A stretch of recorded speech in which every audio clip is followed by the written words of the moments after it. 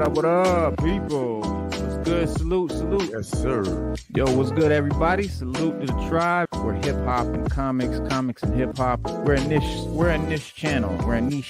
Reserved for the best is super dope. I do sell comics. Check me out on Instagram at 6th_element_comics. Yeah, because comic books are the sixth element of hip hop.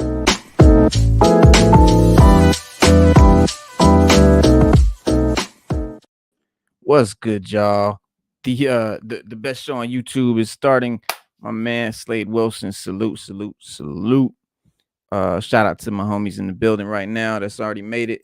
My dog Stu, my co-host Stu Dog was just here. I think he had a technical issue, and he'll be right back.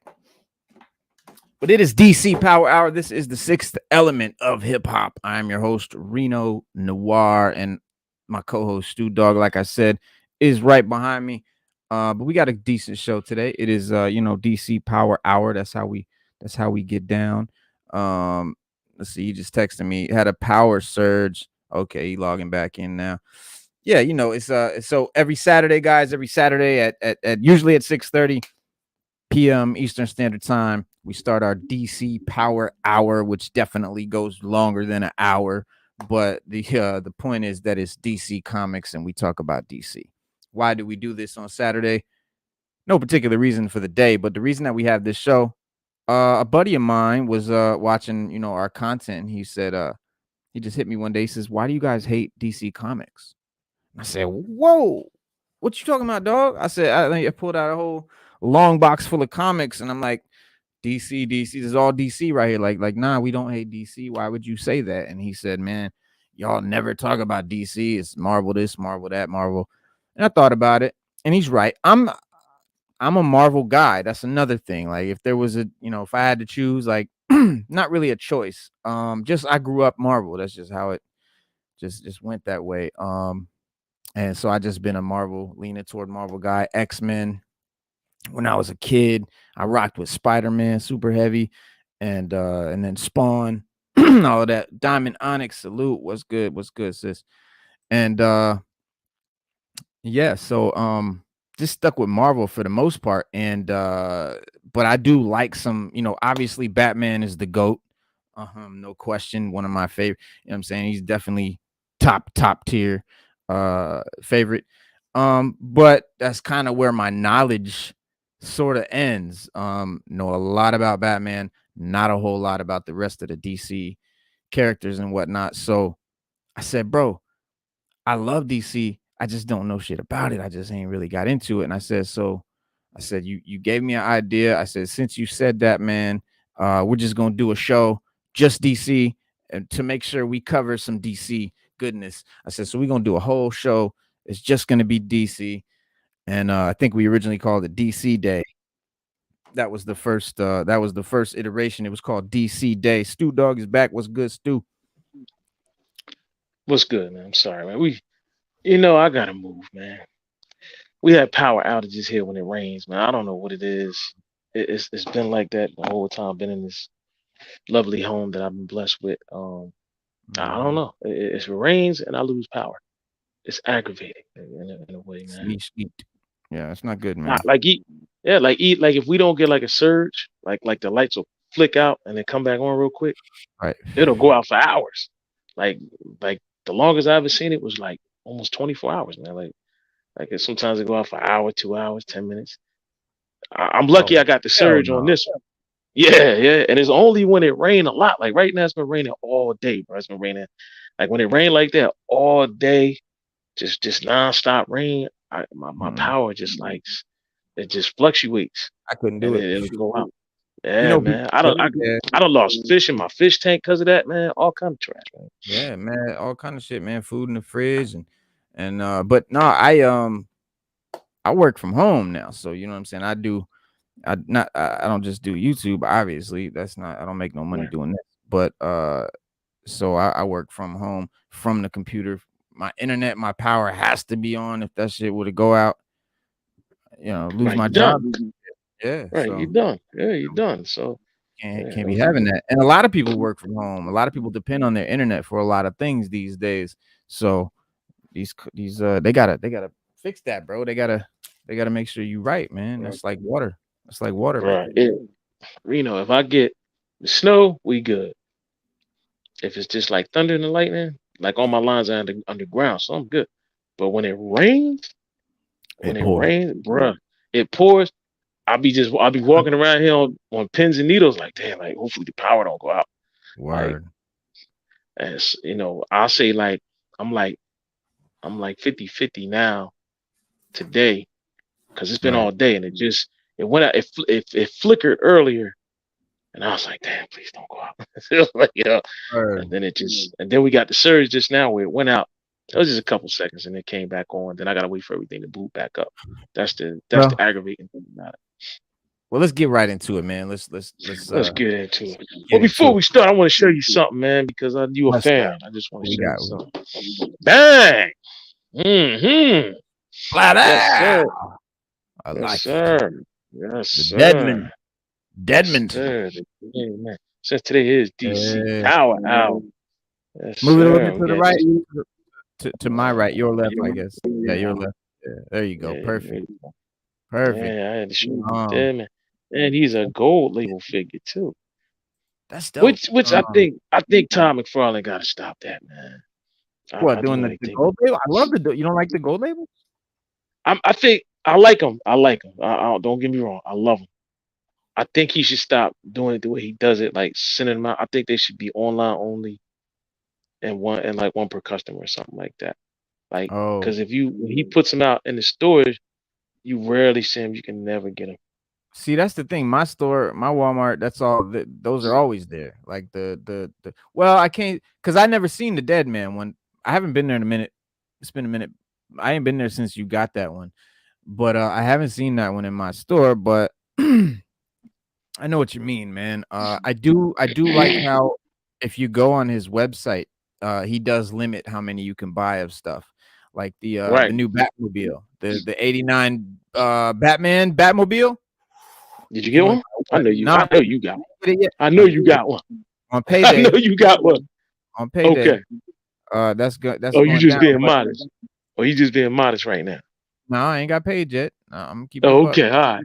Now, because I know you said you won. I figured you got it. But no, I'm gonna definitely get that. But the thing is, like on there, it says one per customer, and I'm sure these scalpers have many accounts and many ways to order as many they want from whatever, I don't know how they determine one customer. Maybe it's per address, maybe it's per IP address, maybe it's, your house address or what. I don't know how they do that, but at least he does that.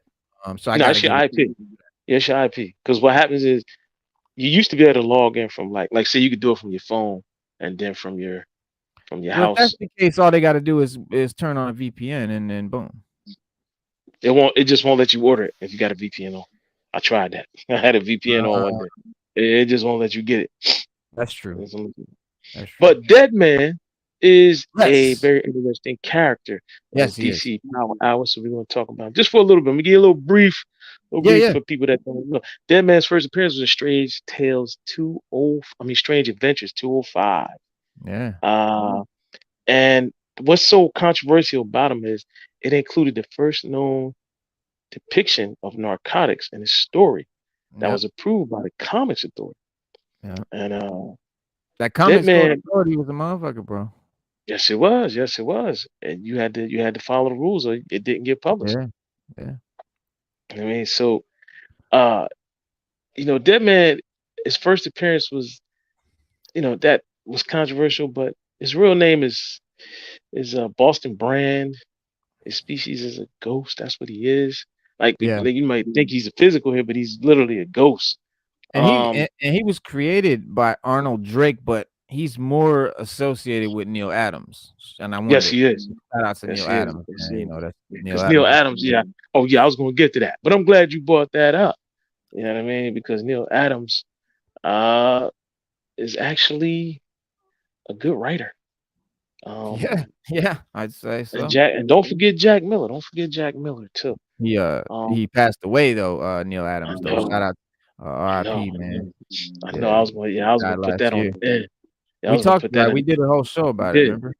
Yeah. Yeah, I remember. That's why I was saving it for last, man. But his mostly his team affiliates are Justice League Dark, Mm-hmm. Yeah. Seven Soldiers of Victory, Yeah.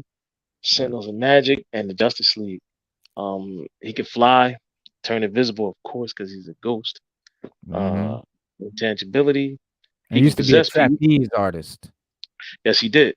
Yes, he did. Yeah, I was gonna get to all that. I'm gonna get to all that, but I wanted Oh, to go over his I'm little just building power. with you. I'm just Oh, building go with ahead. Oh, go ahead. Oh, you. we just go back and forth like one Yeah, DMC. Then. All yeah, right. yeah, yeah. So You he's know. got possession. Of course, he can possess people.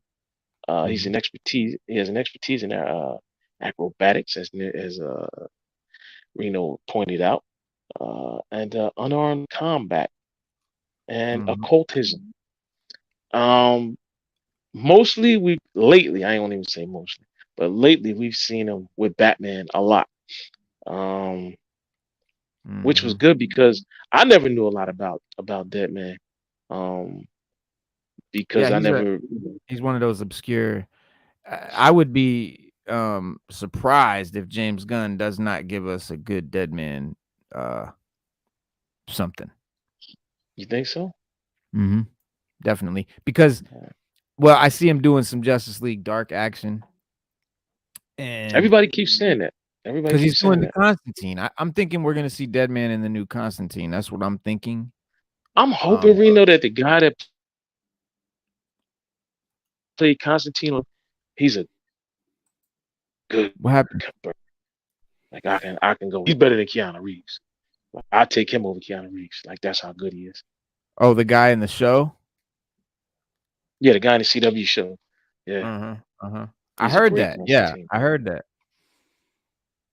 I heard that, but I Like don't watch really, like CW yeah, he's like shows. But really I heard, believable. yeah, I heard he was better Oh, than that he's a Keanu. good.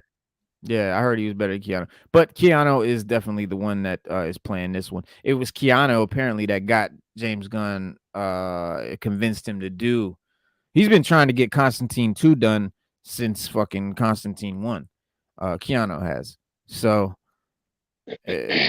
he basically, he's definitely keeping himself as the title character.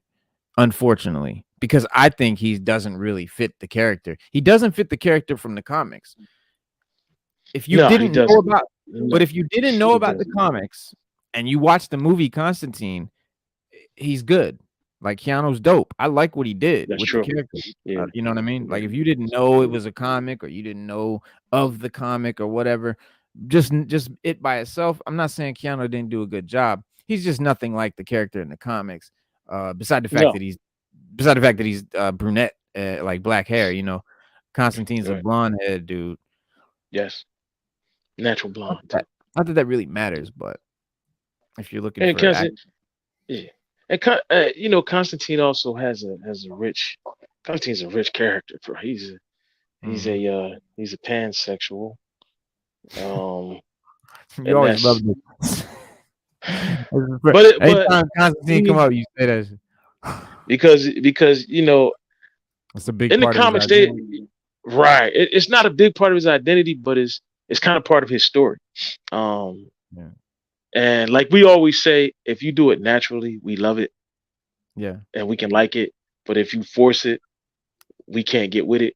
And Right. Constantine is one of those characters. That's why that's why I always bring it up. He's one of those characters that we It we can go works. with that. It Yeah. works. Um, his part of his whole curse and everything that goes on with him. Um, is like the lover that he had. He had to leak because he has a curse on him. Like it's like everybody around him is gonna die, and then he has to eventually pay a debt Yeah. and die. And he's gonna actually go to hell. And kind of like a side quest for him, regardless to what he does, is trying to find a way out of Yeah. that trip to hell that he's guaranteed. Um, Right. Nobody's ever written anything to say he ever got out of it, and it's just part of his lore. So that's Yeah. just what we got. Back But to Deadman. if you want some Dead Man reading recommendations, you got Dead Man the Collection, Dead Man Book 1, Dead Man Book 2, Dead Man Book 3, Dead Man Book 4, 5, Dead Man Lost, Souls, Dead Man by Kelly Jones, the complete collection. Batman / Dead Man, Death and Glory, which I had read the original graphic novel and I like. And that's why I said when I used to see him on Brave and the Bold, that's what I picked up to get up on Dead Man because I really didn't know a lot about Dead Man until I read those comics and then I started really doing some research. You got Dead Man Walking. DC Universe presents Volume 1 featuring Dead Man and Challenges of the Unknown and Dead You Man know, Dark Mansion. DC Deadman's a perfect example of DC's like naming tradition. Their names are so on the nose. Like if the guy's power is to make tornadoes, his name is Tornado Man. Like straight up. Yeah, I like that. Like they're really on the nose with it. Whereas like Marvel or Image would give them a name that kind of hints to that, but it's not on the nose. Like maybe it'll be like Whirlwind or some shit, or you know. But Diaper Man or Diaper. Bottle Man.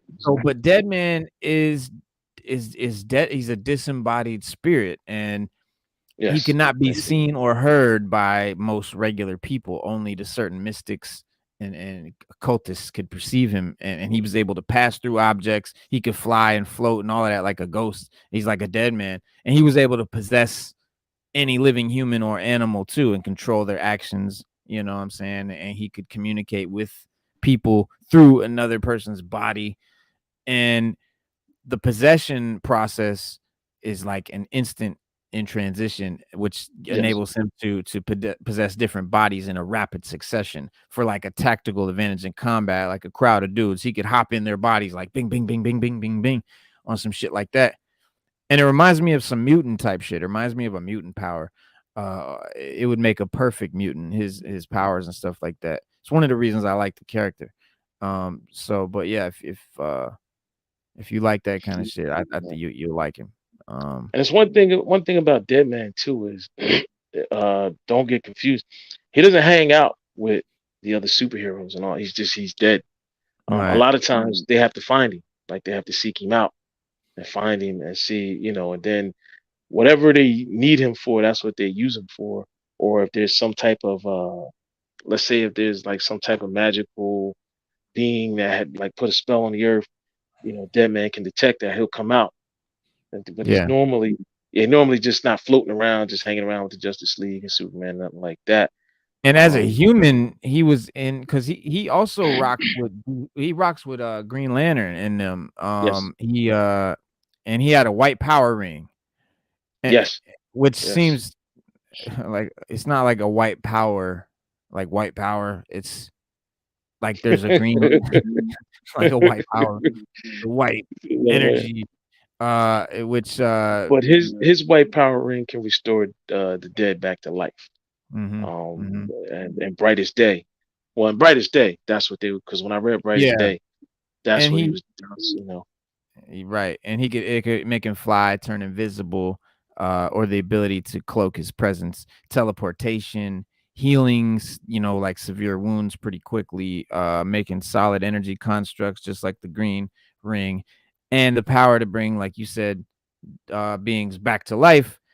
But he had no control over these new powers, and the scope and limitations on the new powers are yet as undefined. The Black Lantern power ring gave his reanimated corpse the similar abilities, but it reanimates the dead instead of fully resurrecting them. So he's like a zombie. He's not a guy. And I think that was in Blackest Night or something like that. That was Blackest Night. Yeah, that was Brightest Day. Yeah. It was like Blackest Night. Yeah, Blackest Night brought a lot of people back. Brought a lot of people, the dead to life and the life to dead. Yeah. It was good. It was good. You when you got into it, it was good. But my favorite Dead Man story is Dead Man, Dark Mansion, Forbidden Love. I thought that was good. And just regular Dead Man, Volume 5, 1 through 6. I have those comics.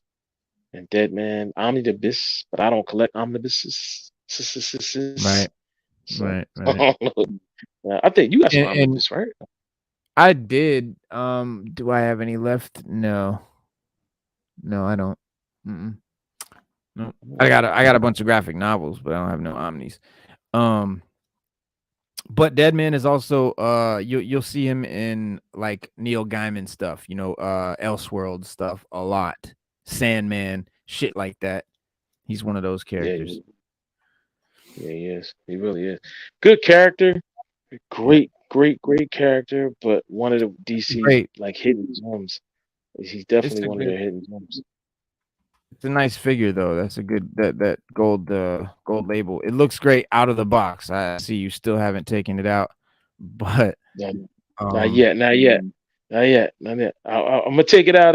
I gotta get another. I gotta get another display case. The one I have is full. I got a boatload of them. Matter of fact, when I get them all set up, I'm gonna display them. I'm gonna show off my junk. I'm gonna just show it well, all off. before you show your junk off, this is what it looks like though. But this is how he looks. So people can see. That's what he's gonna look like outside the box. It's got a nice sculpt, nice face sculpt. I like the that head right there. I don't know if you guys can tell. There's a face on the end of that clear Yeah, I didn't notice that. goop. Yeah, That's the, that's pretty. And yeah, so they're like ethereal smoke, whatever effects. Mystic, And this is smoky, ghostly energy. yeah, and this is kind of how they go on the body. You could see.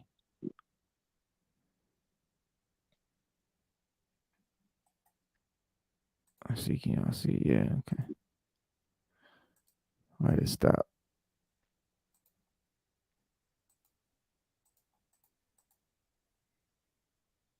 Now that's him with Swamp Thing and Constantine. That's a dope setup too. And you see that?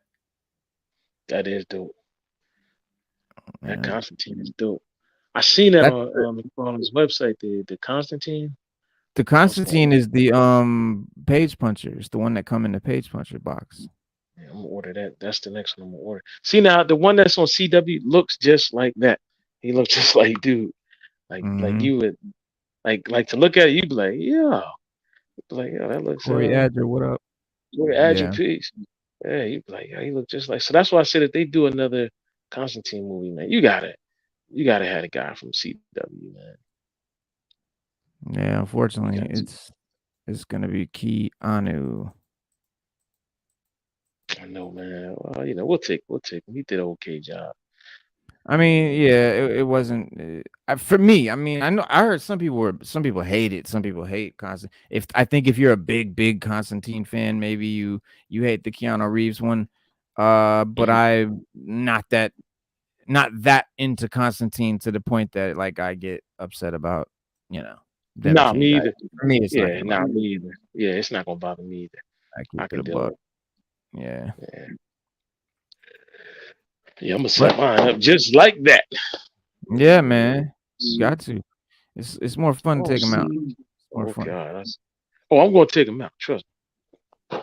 I just gotta get I'm like a little kid. I'm taking that shit out immediately. I can't wait. Speaking of you got the space, my man. Look at all that you got. Well, yeah. I mean, I ran out of space a little bit around here. Man. I feel you on that. Let me see. So my man that was on the other day. Let me see if I got his thing up here. That's a dope Baron Where is it? Yeah, I like it a lot. There it is. The Legend Collector was on the other day. He has the massive Legends collection. I mean, just literally thousands of Marvel Legends figures. He's got like 4 of the HasLab Sentinels, a HasLab Galactus. I mean, just every fucking thing you ever wanted. If you're an X-Men fan, don't even watch that episode. You're gonna cry. He has it all, bro. He's got everything. But he just shot me this as like a, thanks for having me on the show. It's a little. I guess he had a double of it or something like that. But it's nice because, to keep it a buck, this is not a figure that I would have bought because Baron Zemo. I have to pick and choose. Like, I can't just buy every figure. I'm not rich like that. So I gotta pick and choose. I gotta be strategic on what I buy. And Same here. Same here. Yeah. it's cool when you get a gift of a figure that you wouldn't have bought, because I love it. Like, I enjoy it better. And it's actually cool. And I never would have got to see how cool the detail was. I love the face, the face sculpt. You can't really see, but the mask, like you can see his nose, cheeks, mouth, everything through the mask. It's like really detailed, and he's got the solid white eyes, which always look great. Texture looks awesome. The fur on his shoulders and boots, again, you can't really see, but it has a really sharp and, really wispy and thin, nice detail. So all in all, yeah, it's a Marvel Legends. So it's more comic book looking than realistic. But man, I love these versions. I love the comic versions. When it comes to comics or action figures, collectibles, statues, I do not like the MCU costumes. I like the iconic comic costumes. But at the same time, I understand most of those comic costumes would not look good in live action. Some of them don't translate to live action. Some of them are only possible on paper, and some just look better on paper. A lot of them, when you see them in a costume, end up falling flat, not looking great. And then there's the aspect, if they do, then you've got the the wacky sort of looks and colors and things, and it just makes it unrealistic. It doesn't really fit the world around them, and they want it to fit the modern world that we're in. They're not, the MCU wasn't making a Marvel 616 world. They were making the world outside your window world, a real life version of Marvel, of the characters and all of that. And so they wanted to make the costumes fit in the real world, look like the stuff around us, look like modern day shit, look like everything else. Punisher isn't going to be hiding in an alley in the dark with bright white boots and gloves on. It's just not possible. So shit like that, in our mind, it's like, damn, I want it to look like the comic. But then when you actually do it, it just doesn't look as good. And a lot of people don't realize the costume departments in these movies and stuff, these studios, they did it. They tried it. They made the real costume. They made it. They made the comic accurate costume. They put it on the actor, and they couldn't get it to look good. Nobody agreed that it looked good. Everyone said it doesn't look good. They just couldn't get it right.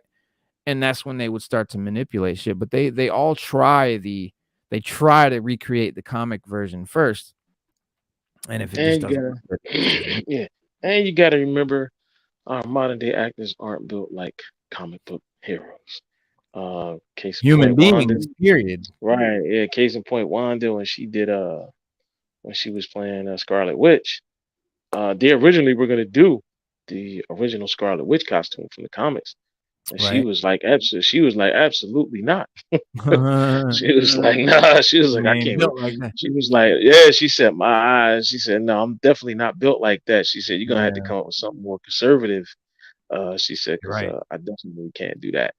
And so Not only they, are humans not really built like that, but artists draw poses that humans don't do, that natural bodies don't contort into. A lot of people don't realize that, and especially with Spider-Man, completely impossible for some of those contortions. Even yoga masters can't do some of the shit they have Spider-Man doing on paper. But when you draw the characters in this like dynamic pose that, if you really look at it, would be really odd or hard for a human being to get their body into, but it looks cool on paper. Maybe they're midair flying or something like that. I mean, it's just, but then when you're just standing there, normal guy in the costume, it tends to look hokey.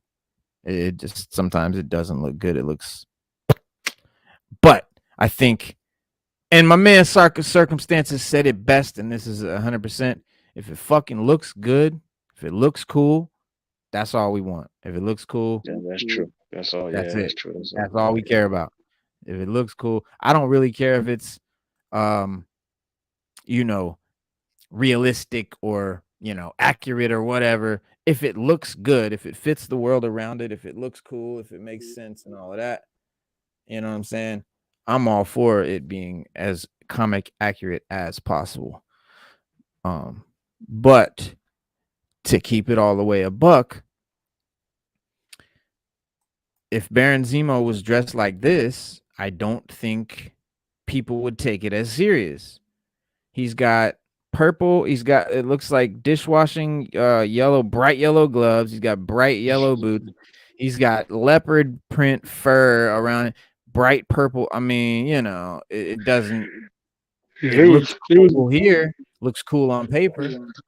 I do not buy MCU costume figures. I don't. Not one of my 100-odd Marvel Legends figures is a Marvel. The only figure I got that is a movie costume is the Deadpool and Cable 2-pack, which I bought because there is precious few Cable figures out there, and Cable's my main guy. So I try to get every Cable figure that there is because there are very few. Most brands have only done 1 to 2 in their whole thing. So yeah, so I did grab that one. But other than that, nah, I don't buy them because like in an action figure or a statue or a comic book or the art, I like it to look like a comic book. Like that shit is dope. Like if it looks cool, if it looks like a comic, like this looks really cool as a toy, as a figure. The box art where he's wearing that outfit, which is over there somewhere, it looks really cool.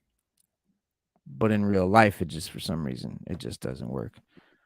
But I don't buy. Yeah, I hate MCU action figures. Like I don't like how they look. Besides, it's also too when they try. I'm saying, well, I agree with you. I agree with you on that one, because I'm really not big on them either. I think, I mean, when you look at how Tom McFarlane put these out, he's been killing it. I give him, I'm not even riding. I'm keeping it a buck. When you look at how he's been putting out figures consistently, and the quality of them, they come with stands. The Marvel figures don't come with no stands. The only thing they have over here is like you said, you get a second head, you get other hands, and Todd makes you buy a whole new figure. I still cannot find a Thomas Wayne with the fucking mask on. Why they say they make it? I've never seen one, but they say they make it. I've never seen it. No, they make it. That's what came out first. No, he can't. That's what came out first. That's what came out first. Yeah, Jamal, that's in the chat sometime. He said he has one. With no, I saw him in the store when they first came out, but I didn't buy it at the time. And then when I went back to buy it, all they had was the one without the mask. But yeah, that's the only one you can find. Same figure with the exact same accessories, the exact same hands, whatever. The box, even the exact same card, the same box art. It's even the box art with the cowl on. It's identical. The only difference in this toy is the head. Period. Now Marvel would have just put that head in the fucking box and called it a head. Todd gonna give you 2. You got to buy 2 whole figures just to get the other head. And it's countless. He does that a lot. That's the only gripe I have with Todd with those figures is that he makes you buy a whole new figure just to get the other head, and that is whack. That's super whack. Because I'm not gonna buy the other one. I don't want, you know what I'm saying? Like, so it just sucks because you might want both heads. You might want to be able to switch them, but you can't unless you go spend another $30 for it. It's not cool. Yeah, and I think he knows that. I think he knows better. I mean, he knows, but maybe he feels there's a trade-off. Maybe he feels there's I don't know. Maybe like you said, he put stands in the box. Okay, that is something. That's something. Because sometimes they put the stands where they can fly, like the ones that actually He does that too. Now he'll throw them shits in the box, which is one thing Marvel does not do. Marvel don't even do the little platform, little base ones that you get. No, they don't give you nothing. So I don't even know a character stand that I could buy. That's why I get both. I got both. Yeah, that would fit my Marvel Legends. Like, and I only got a couple. I only got a few Marvel. I don't have a lot. So what I do is I take the DC stands because the foot peg on the DC stands is a lot taller. Because the hole in the bottom of Marvel feet is more shallow. On the DC Marvel, on the Marvel, what do you call it? The DC multiverse, it's a deeper hole. So when you try to put these on the DC stands, there's just a gap, so he's not going all the way down. So what I do is I take You can use scissors. I take some needle nose pliers or whatever, and I just snip a little piece of that peg down to make it shorter, and boom. So I use the DC stands. You do have to do a little modification. Very quick snip, and you're good to go. Slay said maybe he just wants to drain your wallets. Well, that's it. I mean, come on, let's keep it a buck. It's obviously a way to make money. It's funny because his price point is below Marvel's. The Legends are like you sometimes about $5 more than the DC figures, and the quality of like the detail and all of that, DC I think has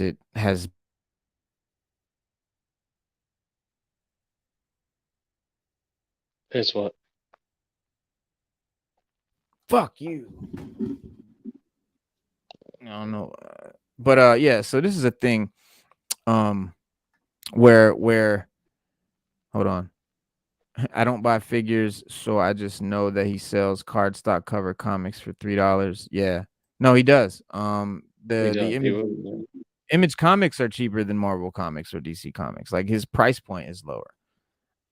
So in a lot of ways, is there a universal character stand for the Legends figure? Damn, does Marvel? Let me see.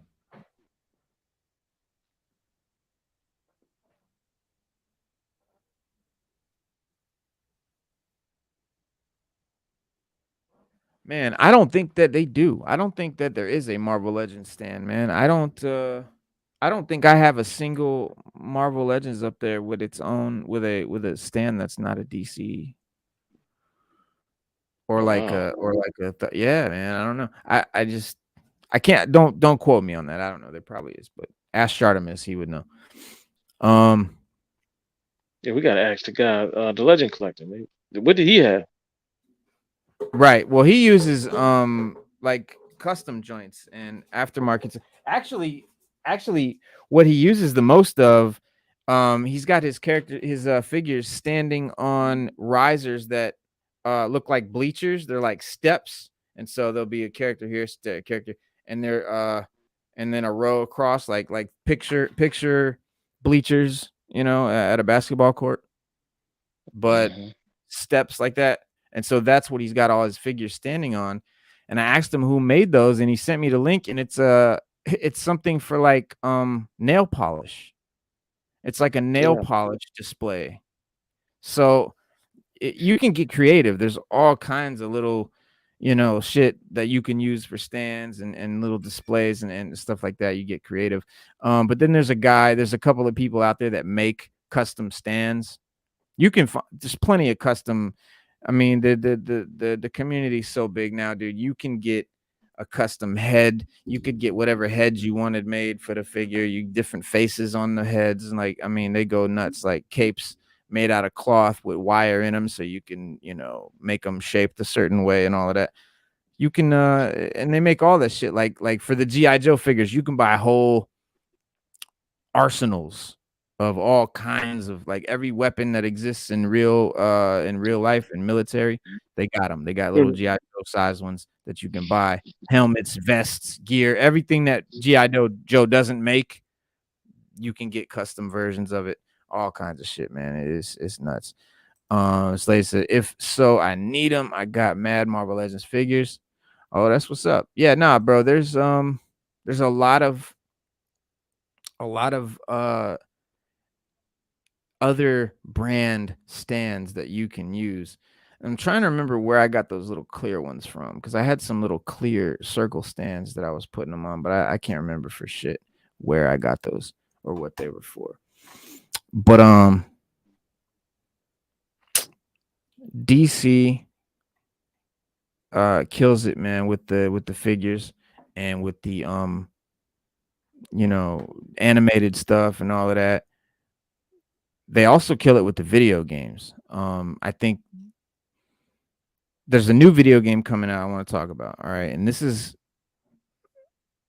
Is it Marvel? No, this is IDW. This is Teenage Mutant Ninja Turtles. Okay, so Last Ronin, and then I want to talk about a DC game that changes the fucking game. But so I'm sure everybody's familiar with Last Ronin, right? The Ninja Turtle story where one of the Ninja Turtles survives, all the others get killed, and Splinter and the one Ninja Turtle that's left goes back and goes to avenge them all, and then dies in the end. And it's a whole story. And then from there, Casey Jones and April O'Neil's daughter, which now Casey's dead too, and so their daughter and April, just the two women, have 4 new turtles, which I think are all females, and they've given them names, and that's going to be the new turtles moving forward. So it's just going to be all girl power going forward. But Last Ronin, a very different style of TMNT game is currently in development. It's an adaptation of The Last Ronin, which again tells like a very grim futuristic story about the turtles and how they die and stuff. And like the comic, the Last Ronin video game adaptation will be a darker, more mature take on the typically colorful, happy-go-lucky Ninja Turtles, according to Doug Rosen, the senior vice president for games and emerging media at Paramount Global. But the rights holders for Teenage Mutant Ninja Turtles, basically, so in an interview with Polygon last week, Rosen likened the upcoming it's a third-person action role-playing game, which he said was a lot like the God of War, the recent God of War, the last 2, okay, the God of War cinematic type games. If you're familiar with this, Stu, I know you know what I'm talking about, the God of War PS5 games. So he said it will be authentic to the story of the Last Ronin arc, which is set again in a future where there's only one of the turtles that survived. And I'm telling y'all, man, if you ain't read Last Ronin, you are not doing comics right. Okay, go read Last Ronin. It's fucking a masterpiece. It's just super dope. I don't care if you're a fan of TMNT or not. Go read Last Ronin. It's phenomenal. And I'm so hyped for this, bro. I cannot wait. I love God of War and I love Last Ronin.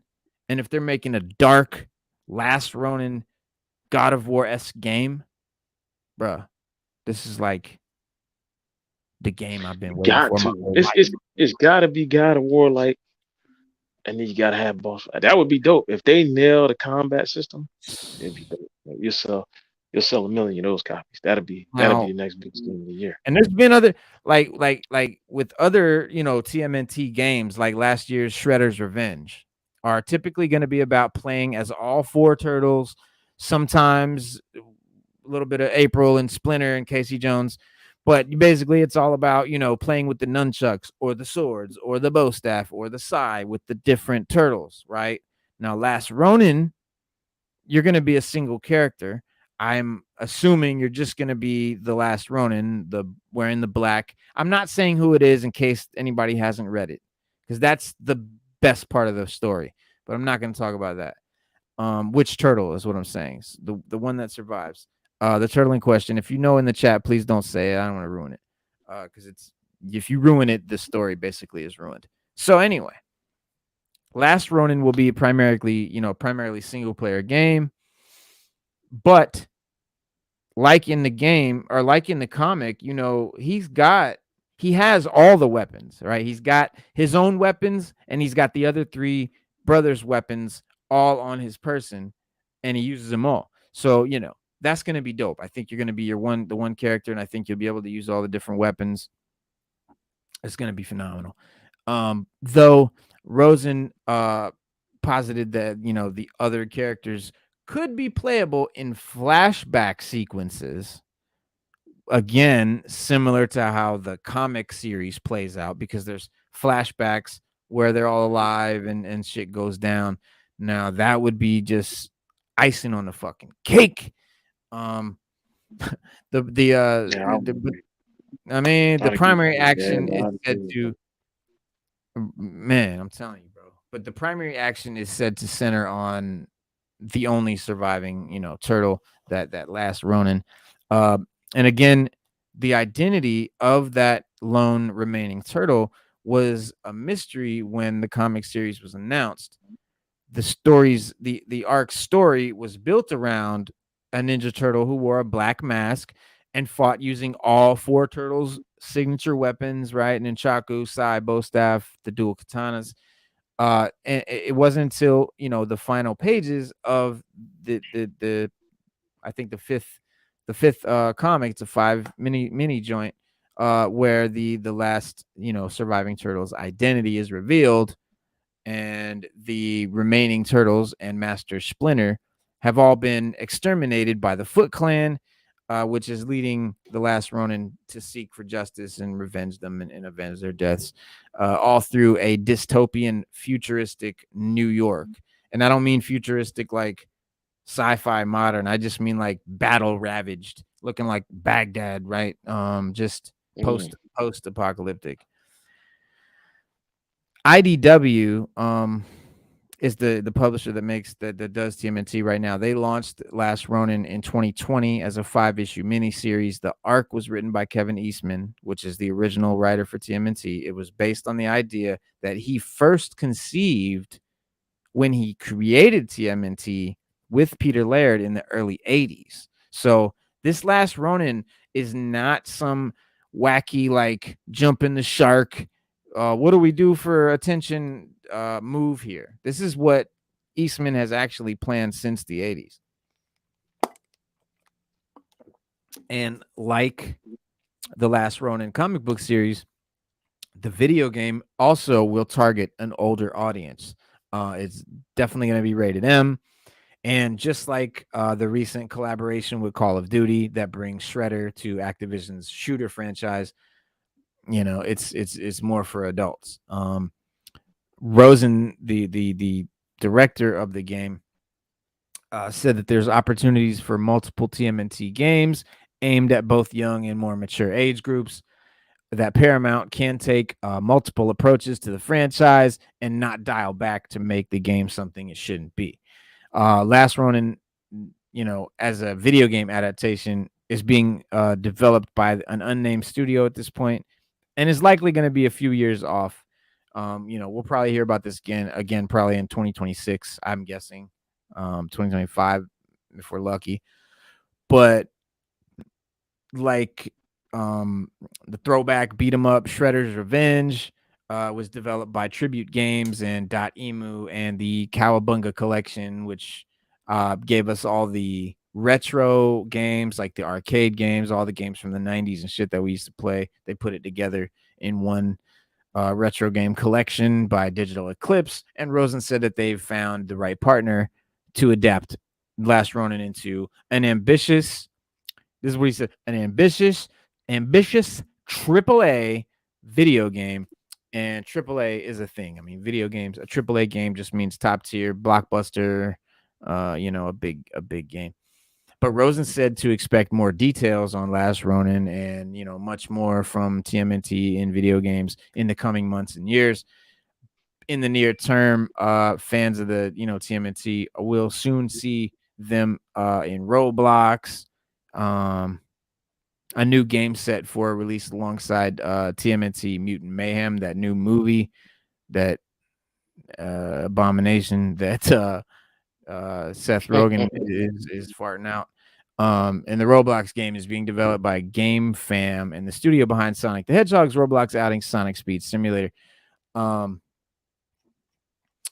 But I think that this could be sort of on the level of like Arkham, Arkham Knights, the Arkham games, the Batman Arkham City games.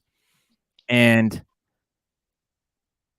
let's keep it a buck, okay? Batman Arkham City is the best superhero game ever made, and I think Arkham is the best superhero game franchise that's ever been made.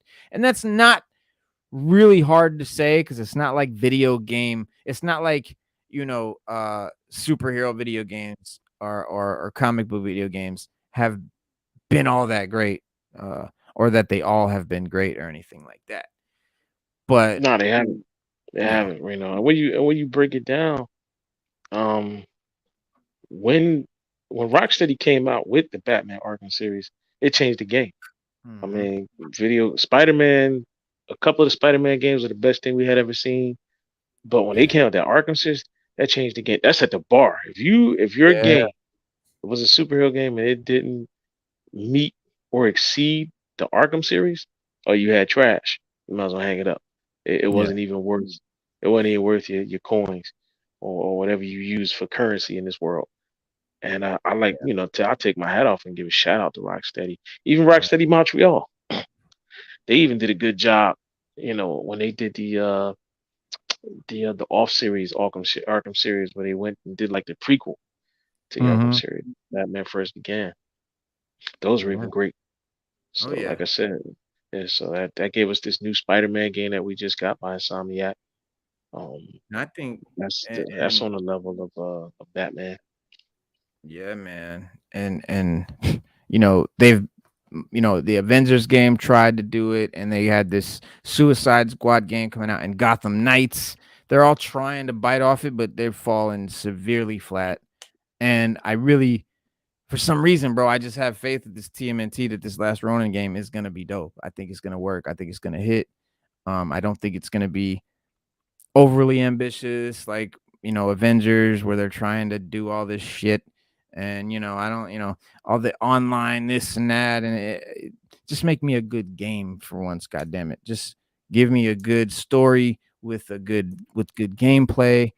Third person. Okay. Don't give me this first person action. First person is only good with shooters. It's not really great with swinging a sword or punching or anything like that. So third What, person. we tired of first person shooters. We've gotten so many. Yeah, we got so many, man. It's time to I move mean, on just stick to and do COD if something you else. want it. Yeah, first person shooter. Call of Duty's the best. Let them own it, and that can be that. And let Halo have their, like, they could do their thing. But let's get back into that third person grind. But I think, you know, this game, Arkham, is it's hitting it into its final countdown. But it is I think it is the best superhero video game of all time. And it is just a really great game in general. It's not just a great superhero game, it's a great fucking game. All of them are really good.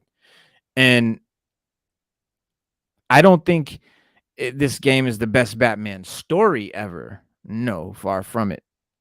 It's good. It does nail the feel of a Batman story that hasn't really been replicated by any adaptation since.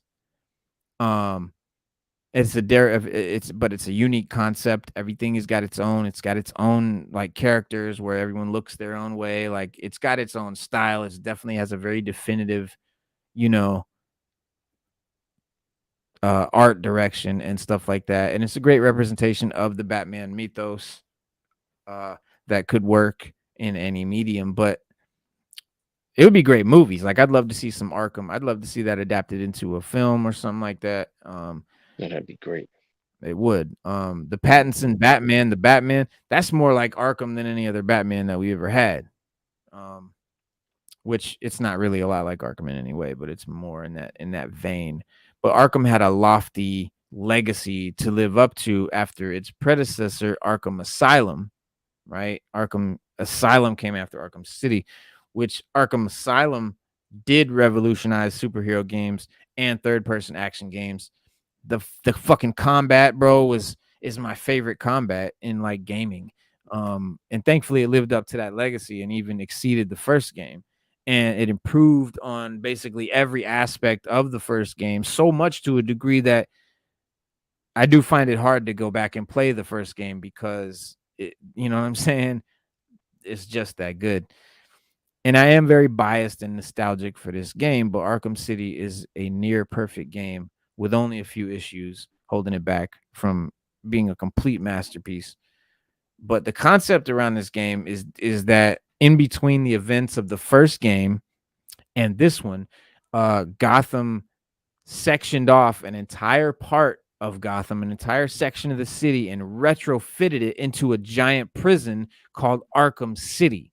which is a dope concept. It's essentially, it's a no man's land where the criminals of both Arkham Asylum and Blackgate Prison just can kind of fend for their own and fight for their own survival. And it's the dopest, like, it's almost a dystopian post-apocalyptic story. It's so cool, man. And that sounds messed up because it is.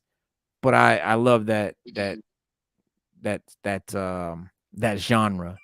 But yeah, Arkham is, also run with near, impunity and very little accountability. While it's pretty unrealistic, the concept of Arkham City is just, I don't know, it's just so cool and unique. And it lends itself perfectly, to this game, to a game like this.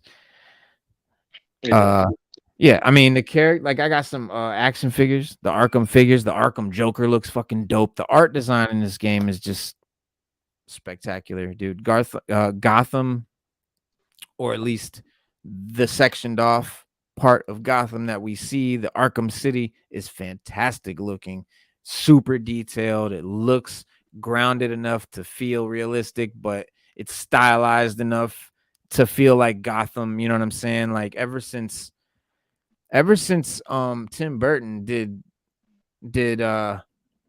Batman, Gotham has always had a very, I don't know, not steampunk, but it's got, like, I don't know, like a lot of pipes and vents and shit like that. Like, it's very unique. You know what I mean? It's very gothic. It's very gothic in nature. Gothic too. Yes, gothic as well. Yeah, but if I were to make a perfect Gotham, it would look almost exactly like it does here in Arkham City.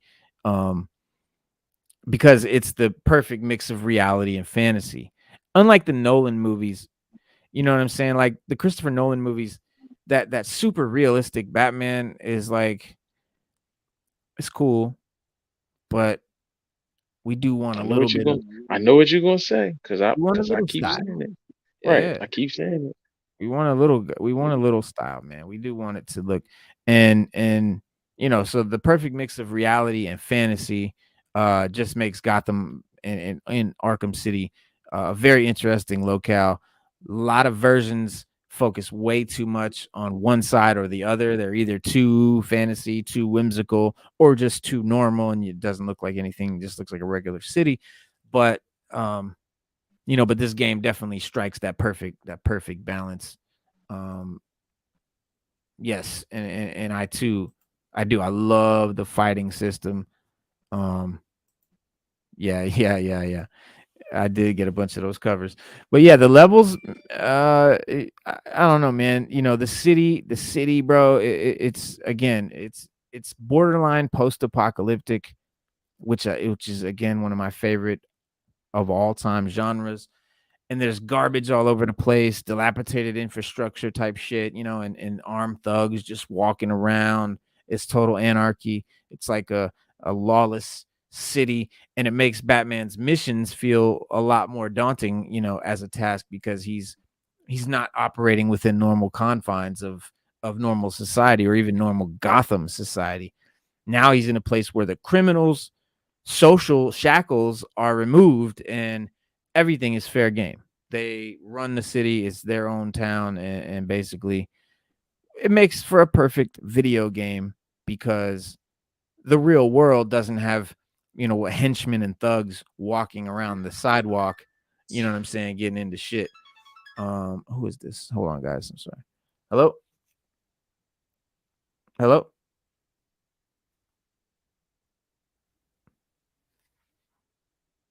I can't hear nobody. Try me back. My bad. No, it's a number I don't know, but somebody out that I need to. So, but yeah, I think it makes it a great city for a video game, and it also is a great city for like a comic book. It would be a dope animated movie. I want to see them do something with Arkham, because it's just that game, but they need to get. I think there's some comics. I know that, yeah, there's some Arkham comics that are dope. The levels in the game, though, are just, they're gorgeous. and they all have unique environments, aesthetics. You know what I'm saying? That help them stand out, and but also they fit. You know what I'm saying, into the larger whole. Like Wonder City, for example, is like the hidden city beneath Gotham that does give you some steampunk type influence. At the beginning of the game, you also enter like an abandoned courthouse with the with Two-Face in it, and to reflect his design and state of mind, half of the courthouse is all burned and dilapidated, and then of course the other half is all nice and crisp and pristine. And it's little pieces of environmental storytelling like that make all the new levels. You know what I'm saying? Everything feels very unique and special and worthwhile, really. Sada in the building. Hello. I'm just nerding out on Arkham, the video game. I've been playing this game, and I've been playing it, man, and it's just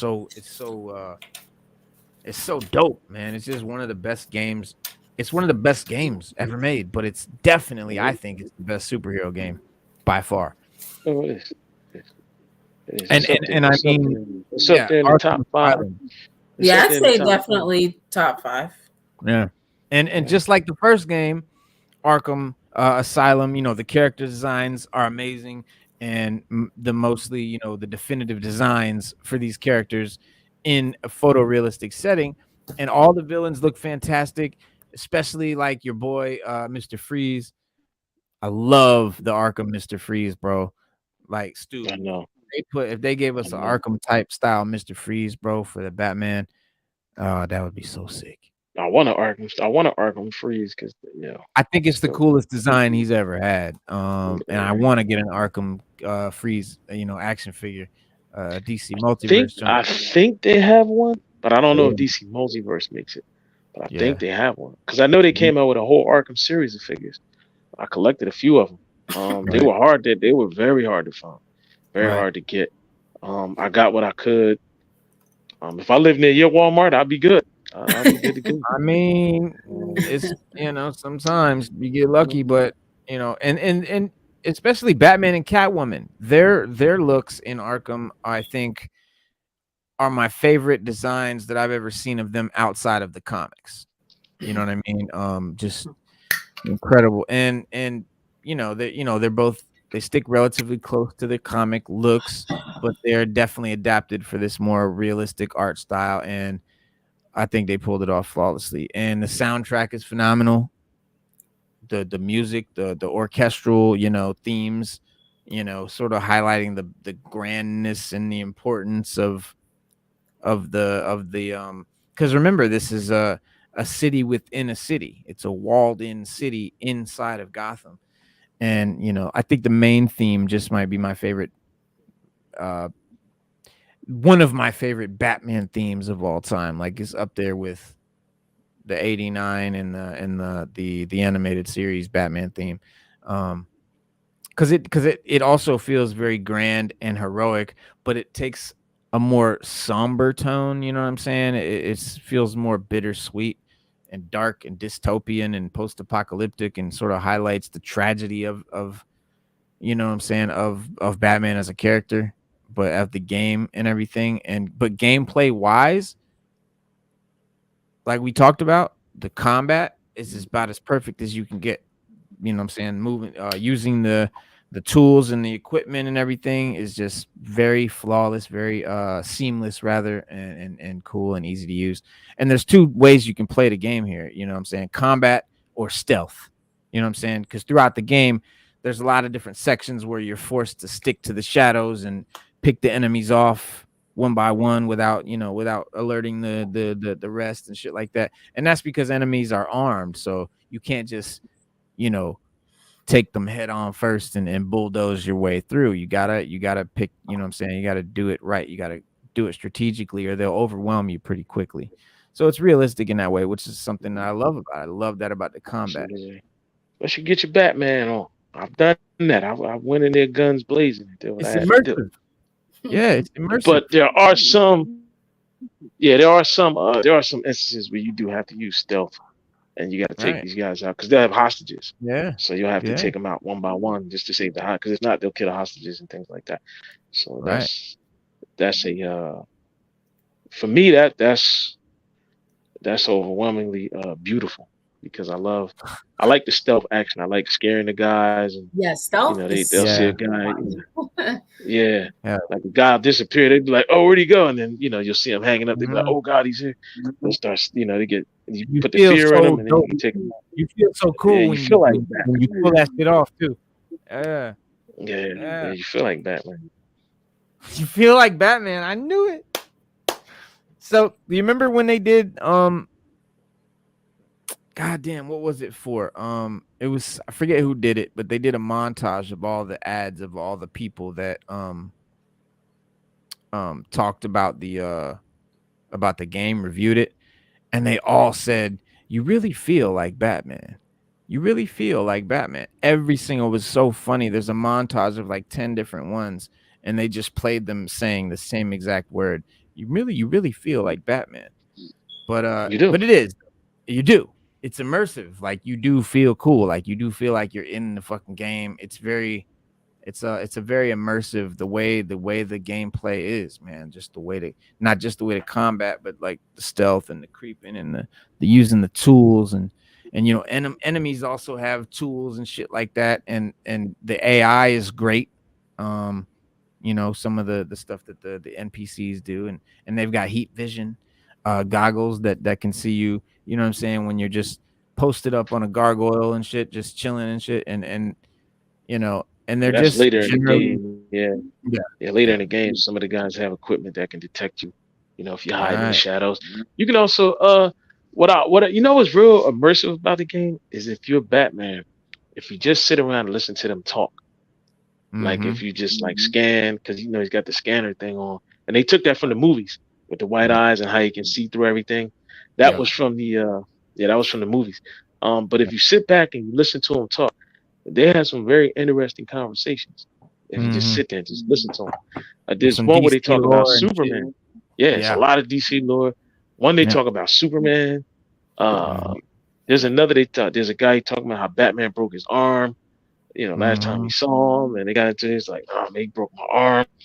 He was like, "If I ever see him again, I'm gonna try to give it to him real good because I was in the hospital for 6 months." Like they talk about, like, they really be in there like chopping it up. Yeah. So, and they're really more intelligent.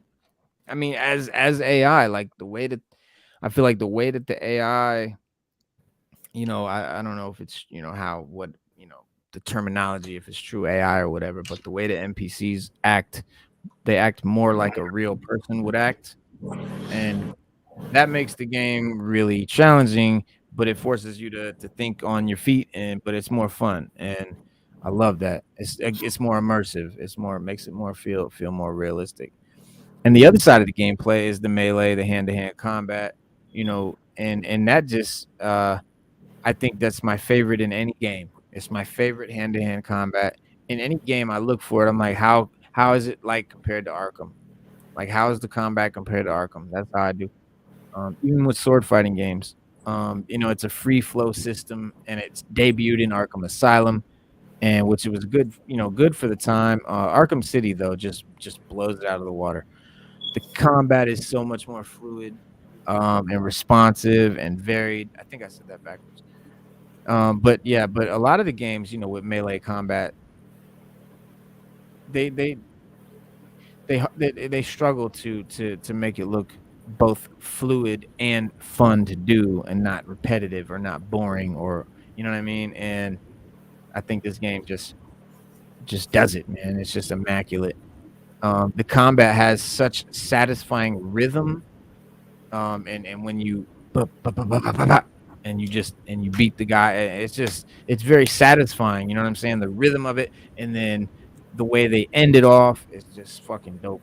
It's hard to explain unless you played it, but in the first game, the combat was, fairly janky. They were trying to do what they did, but it does make you lose a long combo that you might have going to mess up your flow. But in the second one, or in Asylum, every mistake that you do make feels fair and balanced, and it just works, man. It's just fun. It's so much more fun. I do recommend playing though on both the hard difficulties, and the trying the different difficulty settings, because the game on normal is not all too challenging. It's more of just you're checking out the story in a way. It feels just more rewarding, I think, when a single blow could deal massive damage.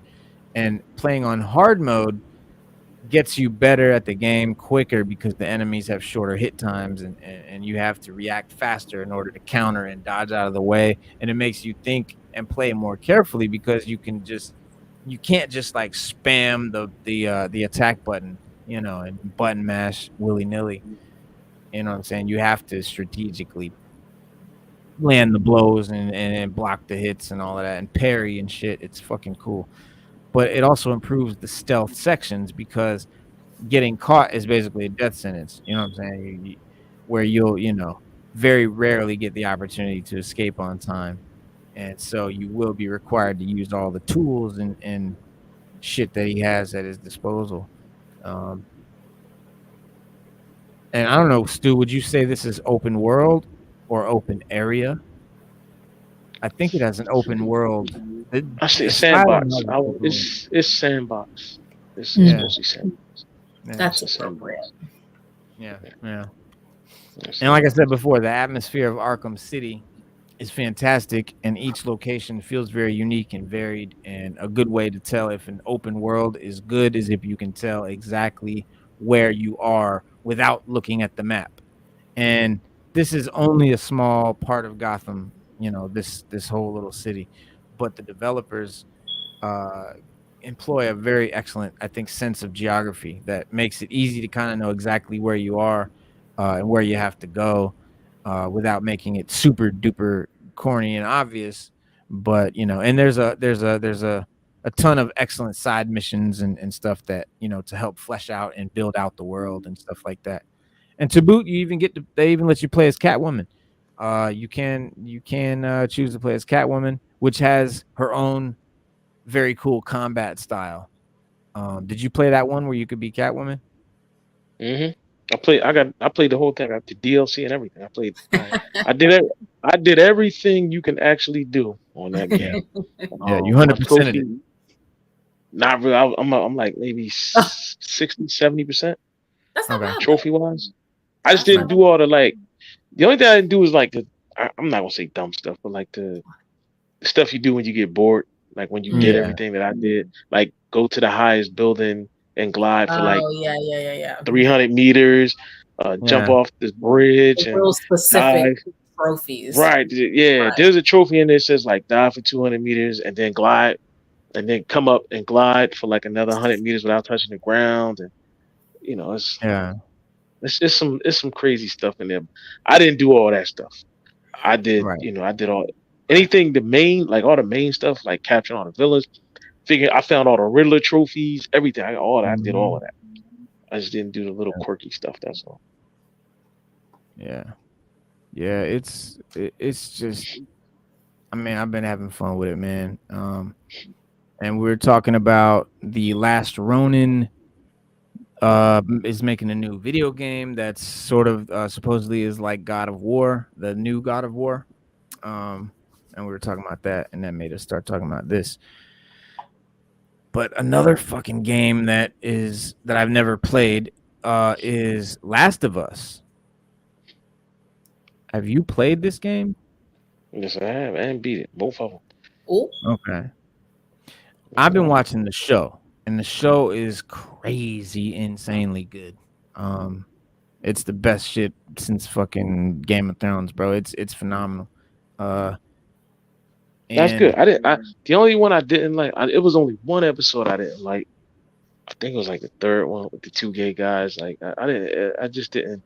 It had nothing to do with the story. If you play the game, it had nothing to do with nothing.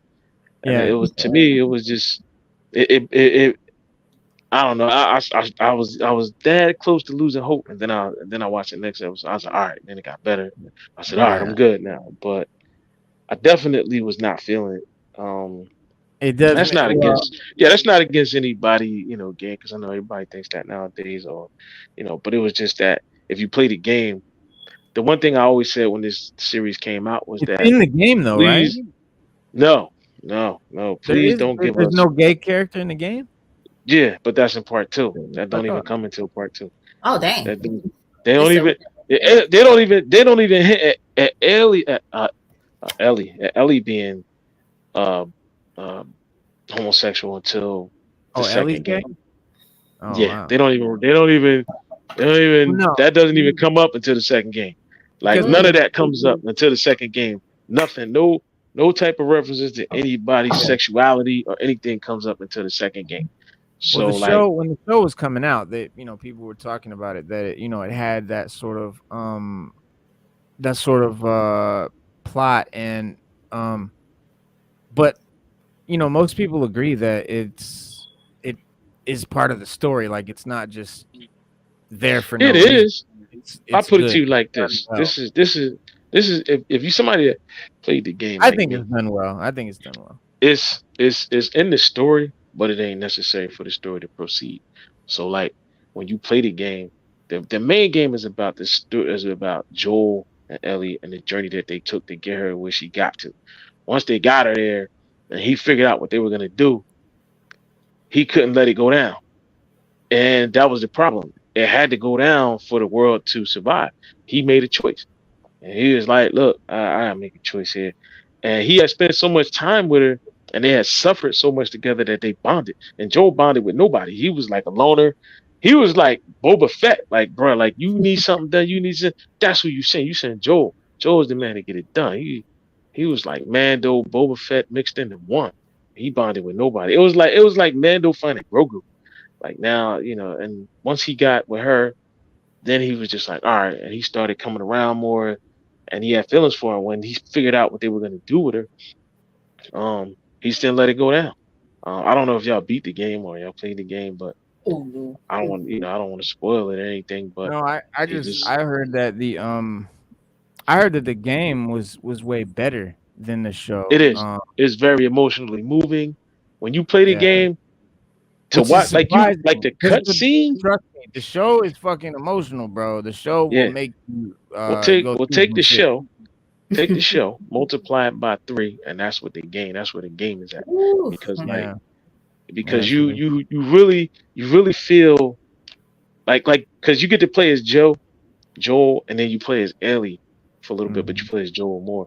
But there's a sequence in there where Joel gets hurt real bad, and they're like held up in this cabin, and then it starts to snow, and they get caught in the snowstorm, and they get stuck up in the snow, and then she has to go out and forge and provide for them, and give them food, nourishment, and basically be the provider, the provider survivor, and that in itself is a very intense and emotional thing.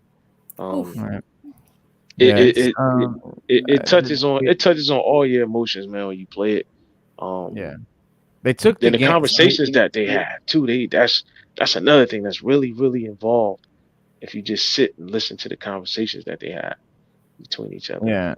The character of Ellie is being played by the same girl who played Lyanna Mormont in Game of Thrones. So she played the head of House Mormont, and she killed the giant in the last. She was a super cool character. She was a real badass kid, and so I was really excited when I found out she was going to play this character, because I didn't know anything about how the character was in the game. I just knew that this actor is phenomenal, and I couldn't wait. And then when she came out, the fans of the game were really mean. They were like, "Oh, who is this like retarded looking girl? And she looked like she got Down syndrome and all this." They just went in on her, bro, because I guess she looks very different from the character in the game. And apparently the character in the game is like really pretty. And admittedly, this girl, she doesn't see herself as like a pretty type girl. She feels herself as like non-binary. She doesn't really care about that stuff in real life, the actress. So I guess it rubbed a lot of people the wrong way, or they were just being immature about it. But About what? LOL. Jokes on them because the people came out and said she's staying regardless. Yeah, exactly. Right. And she does so good. She's done. I mean, she's so good, dude. Like I said, I've not played the game, but I think it would. No, she's good. I like any her. actress. Any actress that's in that game would be hard pressed to be pulling it off as well as she is, man. So I don't know who they had in the game, but I can't see them being that good. But but yeah, it's like you said, Sada. They're not. She ain't going nowhere. You know, she's got the role. Yeah, they said they're not replacing or recasting because I think they're going to do a time gap or whatever, or time jump. Sorry. Right. Yeah. But yeah, they're not recasting her unless she decides to leave, and even then, we might, force her to stay. I don't understand. You know what? For somebody that played the game, I was cool with. With the girl playing, I was okay with it. Like, I don't understand. Yeah. Well, you're not everybody had a big. You're not a geek that fell in love with a video game character, and a lot of these goofy, hey, listen, a lot of these guys that have a problem with it, they had a thing for this video game character, and it's a little girl anyway. So I don't know. I feel like if you have an issue with it or you're talking shit about her and how she looks and blah blah blah. You kind of, I got to worry about you, around my kids. I don't think that. Keeping it buck.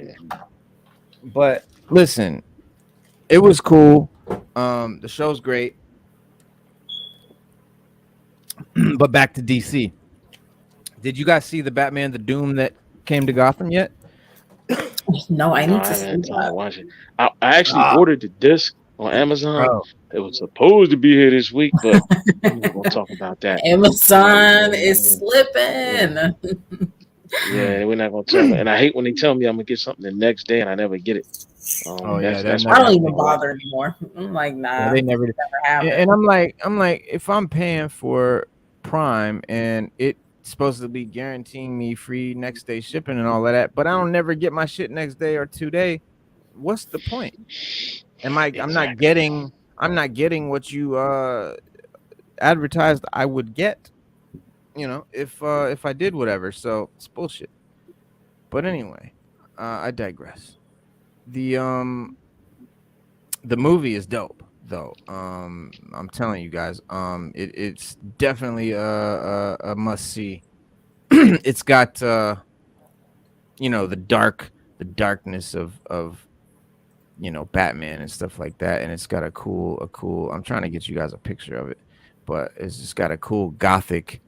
I mean, it's literally gothic. It's literally like Victorian era, like Jack the Ripper type era. You see his trench coat, and you got Etrigan there in the background, the demon, who I knew nothing much about. All I knew was that he spoke in rhyme form, and his name was like something Blood or something like that. I forgot his name now. Jason Blood. Yeah, that's his alter ego. Mm-hmm. Jason Blood is alter ego. Yeah. Etrigan is dope. But he's dope. He's really dope. He is. And Batman, and his extensive supporting cast are reimagined in this 1920s Lovecraftian vision of Gotham. And I say Lovecraftian, I mean literally like the Leviathan or what is it called? Not Leviathan. Was it Leviathan? The Lovecraft monster. Maybe it was Leviathan. I don't know, but it's called Batman. It's called Batman the Doom that came to Gotham, and it's a comic book miniseries. Okay, that was the same name by Mike Mignola, and they just adapted it, which DC does so well. And I just want to quickly give a little shout out to DC for that, because Marvel hates their comics. Apparently, they don't like their comics. They only like to make new stories. They never will adapt their comics. And if they do claim to be adapting a comic, you can't fucking recognize it. So shout out to DC, man, because they do. All their animated movies and stuff are adaptations from the comics. In the case of, like, say, Hush, where they kind of botched, but yeah, because they strayed away from the damn source material, just like because they changed it, right? Yeah, they changed it, and actually But messed around and wrote a comic about it afterwards to try to cover it up. Oh, Yeah. I'm like, no. You Yeah. can't get away with that. No, that was That's a bad decision. that comic, And and you got to remember that was not Bruce Timm and his crew. That was not them. I know. Right. Every time I see some of these animated films, I'm like, because Bruce Timm is the man. I mean, he's back bad from decisions. the animated series and all of that. Like, he's the OG with it, and he brought all the shit to DC. Bruce Timm. Doing that. They need Bruce Timm over at Marvel. Bottom line, they need Bruce Timm over at DC right now. No, DC's a sinking ship. Marvel will be fine. Well, DC is a hot ass mess. Well, no, he's still Sada. He's still doing the cartoon Sada. He just does. I think he does like 2 or 3 a year, and there's certain comics. Like I think they're like the biggest comics. So it has to be a comic that came out that year that he does, and he does, like Reynolds said, he does an adaptation. But anything else you see, that's not his crew. Like you got some other stuff that came out, but it's not as good as what him and his crew does. DC animated films are the top of the pile. They're the best shit. DC films, not so much. Marvel is the exact opposite. Their animated shit is crap 9 times out of 10, or it's very kiddie for little kids. But their movies, until recently, have been top notch. So what I'm saying is, like, DC got that animation. They need Bruce Timm to just hop over to the live action side and pull them up and show them what they're doing wrong and show them how to adapt comics and how to make fucking stories that make sense in the comic world. And then then he needs to take and do that with Marvel, bring their animation up to par, because Marvel pisses me off. They have the dopest stories, bro, the dopest comics, bro. If we could get some, bro, if they would, there's no real great animated Marvel stuff besides X-Men the animated series, and then the manga stuff, or the the Japanese stuff. Oh no, they got some bangers. Marvel animated does have some bangers. It's just not of recent years, but they have some bangers alongside X-Men animated. Spider-Man stuff, yeah. I mean, they had the Spider-Man stuff. Yeah, Spider-Man. Marvel is almost usually always great. But Spider-Man, is phenomenal. Spectacular Spider-Man was great. That was really cool. And that's one where they changed the characters and everything. Like, they all look very different and stuff. But they did They don't well. botch Spider-Man. Like they rarely botch up Spider-Man, if they ever do. Yeah, Spider-Man only a small handful of times. But what I mean, like any Avengers, I don't know, it's just very kiddie. Like the Hulk stuff, it's the Avengers stuff. Yeah. It's never with those, they tried to pull from the movies. They tried to emulate that energy, I guess, from the movies. It did not go. Like, oh no. And maybe that's what DC is doing wrong. Maybe they're trying to emulate what they do in animated and film, and that's not working. No, they're trying to emulate Marvel. That's where they're going wrong, and they have terrible leadership. But the SnyderVerse was trying to do the opposite of Marvel, really. What? Now they're trying to copy Marvel, I think. No, they were trying to copy Marvel before. That's why because as far as how they structured their universe, as far as making a cohesive universe, yeah. And that's where the problem started. Style, but yeah. But like tonally, they might be trying to do that now. Well, I will say one thing, if you want to talk about Marvel and DC movies, Shazam is going straight to HBO Max video because it did not do. Oh, not by word. I'm telling y'all about this movie, this Batman movie. Oh yeah, go ahead. I'm telling y'all, bro, this is not one you want to fucking miss. They really well adapting the comic, but it's a dark gothic Gotham, and the movie has Batman learn that an old god festering under Gotham City is linked to its dark history, and is preparing to rise from the ancient tomb. And those, people that are around Bruce Wayne have been paying the ultimate price for, this supernatural just terror at this point, that, the Dark Knight learns that his own family is connected to this whole this threat, this dark entity.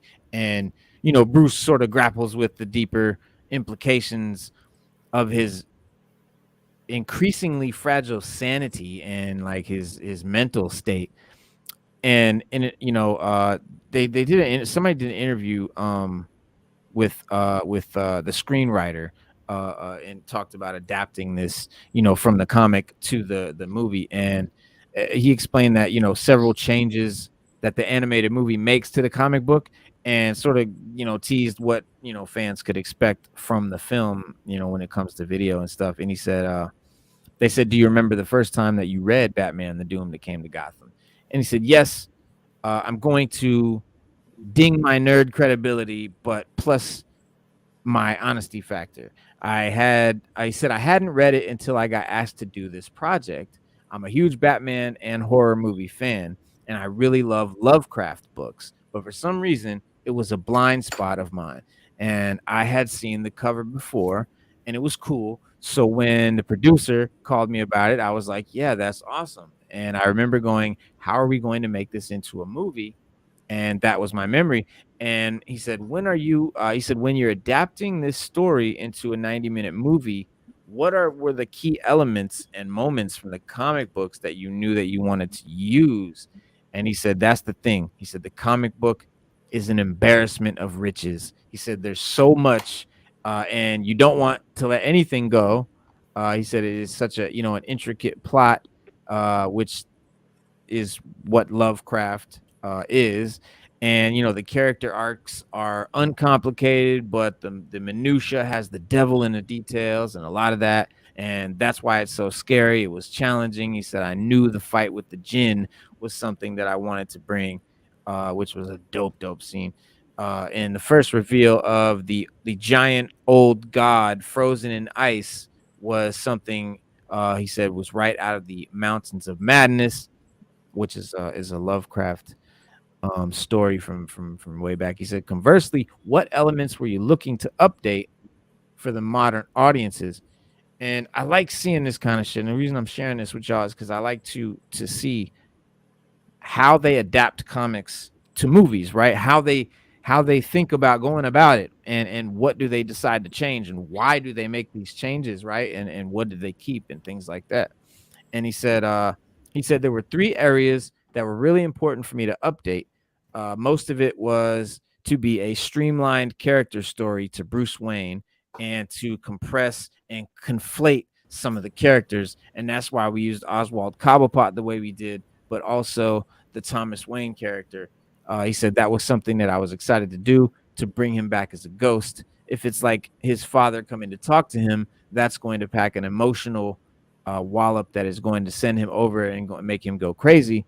And that's the guy that would do it. The father that he's revered his whole life, that's someone that he wanted to bring back. He said another area where we deviated from the end of the comic book was the Guardians. In the comic, when Batman goes to face Ra's al Ghul's for the final battle, Batman fights these 2 werewolves. He said, I love the werewolves, but where were they before?" He said, "We took out the werewolves, and I put in a zombie version of his old friends, which I think also rattles up his mind and drives him closer to insanity." And he said a third thing is that Sam Liu and I were talking about the Robins and expanding them. The Kai Lee character was originally Tim Drake. Something from the book is that Batman has been traveling the world and accumulating these orphans as he goes around the world. But when you look at the orphans he's accumulated, they didn't seem like they came from around the world. They all seem like they came from England, while Dick Grayson was from Gotham in the book, and we kept that. He says, so we wanted to make it feel like he found these children from different ports around the world, and that's where Kai Lee and Sanjay Todd came from, which I think worked.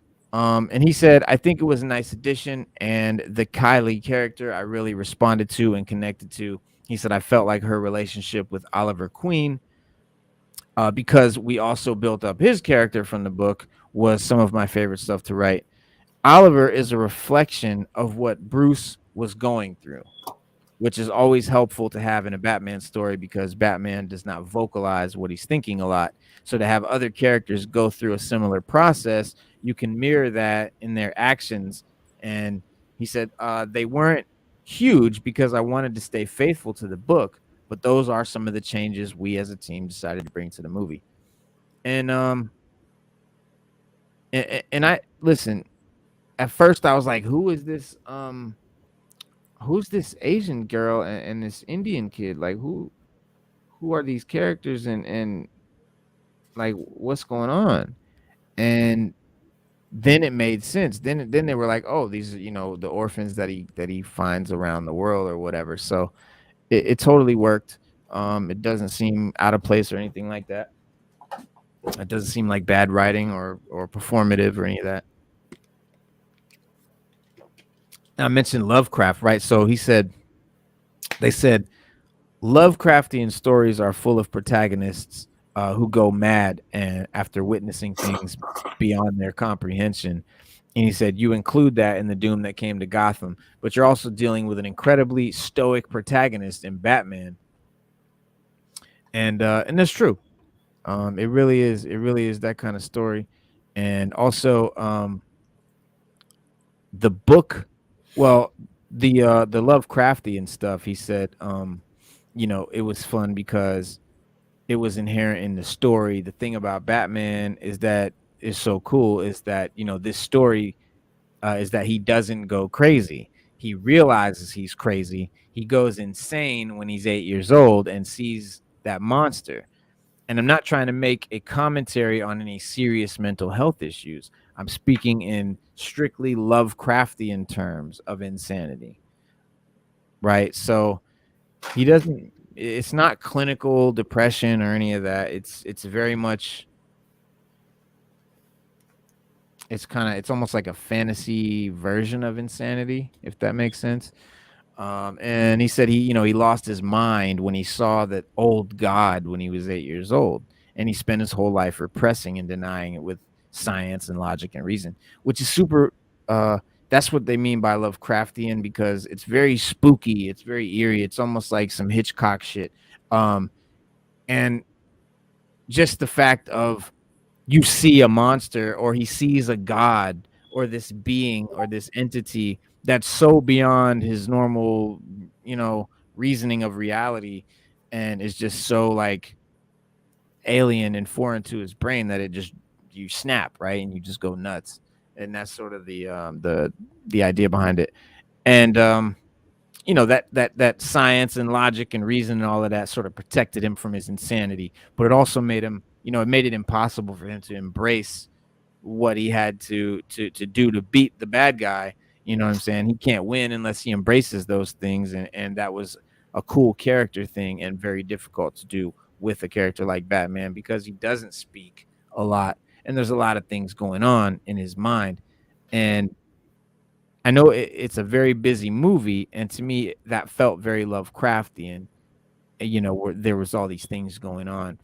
The book of Ra's al Ghul is a 1-for-1, with the Necronomicon and stuff like that. I think the Darkhold in Marvel, shit like that. The Necronomicon was in Evil Dead. But so it's like that. So, and it was really cool, and it lends itself to a rewatch where you can connect the dots. It's not that it's super complicated, the story, but there's some stuff that you'll catch going back in. You know what I'm saying? Like the book. And I think that that's true for Lovecraftian literature as a whole. But I think this is a great example of what DC does. DC is really big on retelling, using like putting their characters in like another type of genre, like let's do Batman Lovecraftian, let's do Batman, whatever. And they do that a lot. Put them in, like fish out of water kind of stuff, or tell the story different. Yeah, guys, sorry about Stu had to go fight crime. Yeah, man. He had to go fight crime. He did. That's what he had to do. Yeah. Me too, bro. The Lovecraft is cool. I would say, yeah, of course. I'm gonna always say read the comic. I'm gonna always say the book is better. That's with everything. That's with movies, with novels, with comics, with everything. Yeah, the book, it's always better. So yeah, definitely. But if you can't get to the comic, or you don't do comics, or you don't read, or whatever, I don't know, it's a good movie. Or if you just like the comic and you want to see the adaptation, it's a cool adaptation. It's different in a lot of ways, but for an animated movie, and again, I'm used to Marvel trash, so for me, this is awesome. It was great. Highly recommended. So Sada, man, what's up with Shazam 2, bro? That shit just failed, bro. Flop fail. What is going? Man, there was just so much, and Zachary Levi has been saying a lot concerning this movie. He came out and he said they were trying to get Henry Cavill they were trying to get Superman. WB shut that down. I think they were trying to get Hawkman and somebody else from the JSA to cameo, and WB shut that down. So it really all boils down to WB being a terrible company per usual, and having just terrible leadership right now. So yeah. Plus the lack of promotion for this movie. I think I said that last show. It was just completely evident. There's just so much. No doubt. Yeah, let's see these 9 reasons. I'm sure. I want to see what these 9 reasons are. Yes. I haven't seen it, but I thought this was funny. I think Stu sent me this before the show. Oh yes, let's see these 9 reasons, because I'm sure they're on the money. All right, let's see. Shazam 2 opened with the 3rd lowest number for a DCEU film, and has only made $30 million at the box office. Jesus, and its first weekend.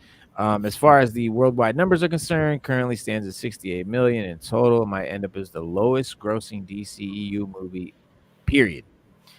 Considering the post-pandemic trend of a massive second weekend drop, the same outcome is expected for Shazam Fury of the Gods. It was produced, blah, blah, blah, blah. Okay, DCU reboot killed Shazam 2. Absolutely. That's part of it. All right. Absolutely. So, and they said, the first and foremost reason for Shazam 2 being a flop is James Gunn's announcement of a rebooted DC universe. People have known for months that the DCEU is coming to an end. Even until Shazam 2 is released, James Gunn and Peter Safran haven't confirmed whether Shazam family will have a future or not. And the 2 CEOs have always claimed that Shazam franchise will only continue if Fury of the Gods is successful. So most people lost interest in knowing that the franchise has no future in the DCU. Sadly, the same could happen to the next 3 DCEU films coming this year. Yeah, I agree. Yeah, they screwed the pooch. Like, not have told everybody that's what was going on if they had these other movies still to come. Right, I mean, it really screwed the pooch. That was not smart. Yeah, that was not smart. Okay, I guess this is reason number 8: excessive competition. Let's see. Shazam Fury of the Gods was initially set for December release, where it could have only competed against Avatar 2. Only Avatar 2? Yeah, that would have been easier. Well, while that was a massive movie in itself, there was still a chance for other movies to make money along with it because the holiday period barely had anything else to offer. That's true. Instead, Warner Brothers felt cold feet and pushed the film to March, where it's competing with Creed 3, 65, Scream 6, John Wick 4, and Dungeons and Dragons. Releasing it in such a cluttered market almost felt like Warner Brothers sent it to die. I kind of agree, but kind of disagree because within that competition, Shazam could have easily pulled out on top. I really, like maybe Creed and John Wick would have been like contenders, but Shazam should have easily pulled out on top. If Shazam could have been, it could have been like Creed 3, John Wick, and Shazam could have been up in the same sort of. Yeah, I agree. But and acting like Avatar 2 would have been a better thing to go against. No, they would have been completely embarrassed. The same way Black Adam was embarrassed when Wakanda Forever came out like 3 weeks later. Yeah, no. That would have been smart. Well, okay, faulty marketing. Hey, that I cannot say is not true because that's definitely true. Let's see. Back when the second trailer of Shazam 2 was released, many fans complained that it almost showed the entire film. While that may not have been entirely true, the latter stage of marketing also revealed Wonder Woman's small cameo in the film. So many people believe that they had already seen too much and could wait for its streaming's release. Maybe. Yeah, revealing the Wonder Woman thing is just sad because that's literally, that scene is what, like less than a minute long, and they're using that as a way to get people to sit down and see the movie. So there's that's not good. Something is afoot. This is Zachary Levi, so this is Shazam, right? This is him talking and tweeting, and he said, "This is also true, sad but true." How much? Well, I think he's responding to this, where it says, "But there is no denying that the moment there are many Snyder fans who are happy for the failure of your film, and many of them wish that everything that is to come fails, just not for continuing with the films of their director." Yeah, okay. I don't know. Some of them, not all of them. Yeah, that's not. Some of them. Yeah, that's not really. But okay, so he says that's also true, sad but true. How much that actually affects the box office is anyone's guess, but I think the biggest issue that we're having is marketing. He said this is a perfect family movie, yet a lot of families aren't aware of that, which is just a shame. Yeah. It should have been billed more as a family movie and less of a superhero movie for superhero fans, I think. But anyway. On top of that, Zachary Levi also believes that the marketing campaign wasn't clear on the fact that this was a family movie. So most families did. I agree. That's true. And too many mediocre superhero films recently. That's definitely not been helping. Yeah, you're looking right here at Morbius, Black Adam, 2 flops, but there's been a ton of flops lately. Just hasn't really been anything great lately, except the Batman that I can think of. Am I missing something? I don't think so. As far as live action goes, I would say, really just the Batman. That's sad because a lot of shit's come out. Right. Wow. All right. So they said following the pandemic, there have been too many ordinary and bad superhero movies, including Wonder Woman 1984, Black Widow, Eternals, Morbius, Black Adam, Thor: Love and Thunder, and recently Ant-Man and the Wasp and Quantumania, which I didn't think was that bad. But there are communities who may have liked these films too, but it's needless to say that many of them lost money and didn't garner the kind of interest that they should have, and many fans would agree that these films were bad. This is not a reason that Shazam did bad, though, because if Shazam was good, just like the Batman was good, we would fucking recognize it. Right. The movie has to speak for itself too, guys. Let's say after seeing so many bad movies in recent times, most people gave into the superhero fatigue. But I mean, under this logic, the MCU might as well just quit, and DCEU might as well not happen. And I don't agree. I agree that there is fatigue, but I don't think it's of comics or superhero movies. I think it's of the type or the way that these movies have been. Yeah, I think they're just fatigued because Shazam, I think within the DCU is like one of the most Marvel-esque films that they have. So I think that played into people just not caring to see it, because the fatigue is really born from the MCU right now. So yeah,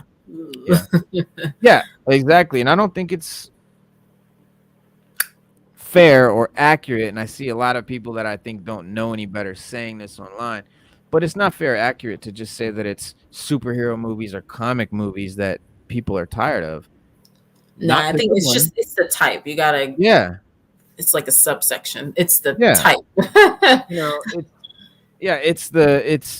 it's like, you know, we say all the time, Guardians of the Galaxy came out and it was a comedy, it was funny, it was sci-fi, it was all these things, and it was this great success, and it's like my favorite MCU movie. But then all the other movies tried to copy that, and it doesn't fit their heroes, it doesn't fit their characters. Like, that type of movie fits those characters. It doesn't fit every character. Just because that worked for that movie for those characters doesn't mean that, oh, let's just make every superhero movie like that now. And that's what they fucked up. Because if you look, after that movie, all the jokes and all the blah, blah, it got very goofy after that. And I think they need to get back to, you know, Iron Man, you know, Captain, you know, the original movies that were more serious. I mean, to be honest, they were more serious. They were, I don't mean serious as in realistic. I mean less jokey and more stakes, more emotional, more you know, like what's the word I'm trying to think of? It's like now the movies are just like, oh, I'm just like sitting here watching like a funny superhero movie. It's like they didn't give you the passion like that like Endgame, like we were feeling shit, you know? And like, that's not just because, oh, now we're tired of it, we don't feel that anymore. It's because the movies aren't heartfelt like that anymore. They're not that they don't have that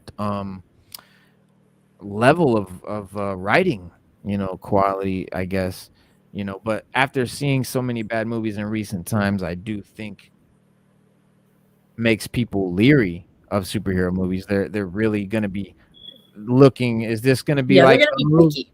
Yeah. And that trailer, the Shazam trailer, I could tell this is going to be Love and Thunder-ish in a way. I could tell it's going to be kind of funny and goofy. Now, I saw Shazam 2, and I think for what it was, it did it well. It's not really my kind of thing, but I think for what it was, I think a lot of people were saying it was like a family movie. So exactly. So I think hit that demographic. I think Levi was right. I think Zachary Levi was right. I think it is not. It wasn't billed right. It wasn't advertised right. No. The critical verdict. Let's see. I mean, that's never stopped people before, but right. I can see how that would turn some folks away. But look at that audience score. Like people, I feel like more people would look at the audience score because they don't trust critics right now. So right. I mean, that's me. You know, I definitely look at the audience score over the critics all day, because I think critics are bought off. I don't think that they're all being very honest, and that's clear. It's obvious. But I don't think that, you're right. I don't think that is, again, man, these movies have to speak for themselves a little bit. A lot of these are excuses, I think. Because there have been so many average superhero movies, the critics found no newness in Shazam 2. I agree, despite its story having a lot of heart in it. Since the critics had already berated the film before it came out, their verdict led to even more people losing interest in the movie. Hence, it opened with the numbers lower than Morbius.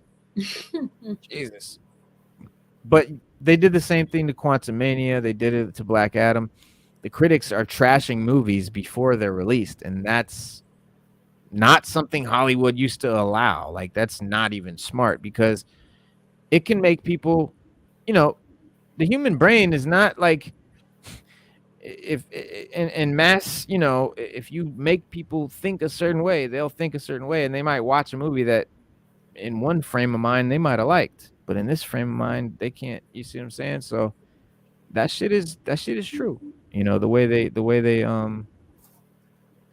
you know, the way that they make you think about a movie before it comes out is obviously in the advertising. Oh, absolutely. Yes, that's true. That's 100% true.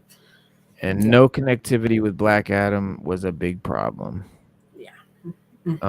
Warner Brothers Discovery is luckier than Disney Marvel, as they have rights to all their characters.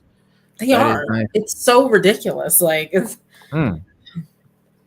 That is really, dude. Imagine if Marvel just had all their rights to all their characters.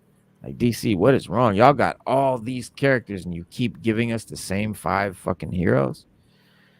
I get that you want to get them right and all of that, but dude, there's so much other stuff DC has to offer, and I'm just hoping that James Gunn is the one to pull that stuff out, because he is one to pull out the stuff that isn't the mainstream stuff, Guardians, Suicide, things like that. But remains to be seen. But it says, and yet the studio isn't willing to use them properly to set up crossovers and stronger connections between the stories.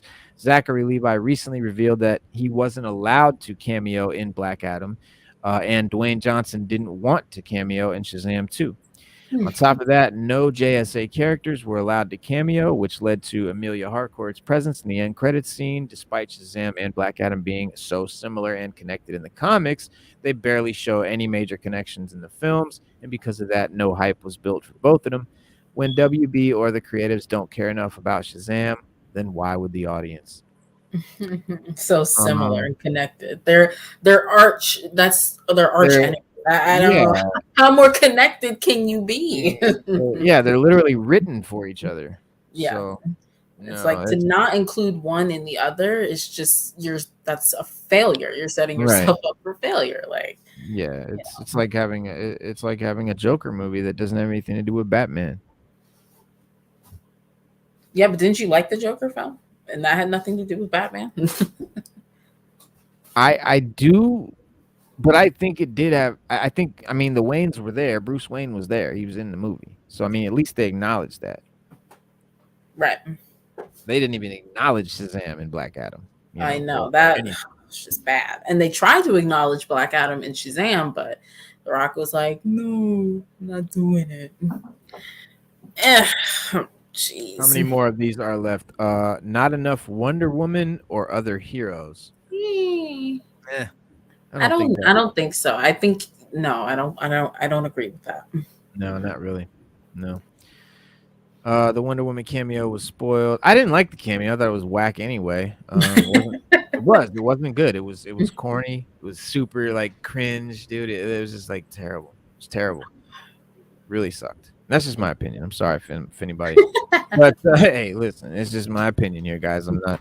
But it says also doesn't make sense that upon seeing a massive dome in Philadelphia, none of the Justice League members or JSA heroes showed up to help. Right? I mean, there's a lot of plot holes and stuff like that. And the director wanted Henry Cavill and Ben Affleck to appear as Superman and Batman, but their cameos were denied. Shazam isn't a huge character, but his importance could have been raised by using other heavy hitters. It's not necessary, though. If you do the movie well, you don't need. They had the whole Shazam family that could have been fine on its own. So I don't necessarily agree with that. They didn't need the features, man. In hip hop, Illmatic had no features. It's one of the top 5 hip hop classics of all time. You know what I'm saying? Like, features ain't everything, and just because you're a new up and comer, you don't need the most popular guy on your song. If you're dope, if you're really dope, you don't need them features. It's the same thing, guys. And then I think this is the last one. Lack of big name actors. Well, this is the same thing. Again, no, because I don't agree with that. Nope. No. Because again, if you have a good new actor, I want to see unknown actors do a lot of this stuff, man. Or little known actors. That's what I prefer anyway. So that doesn't bother me at all.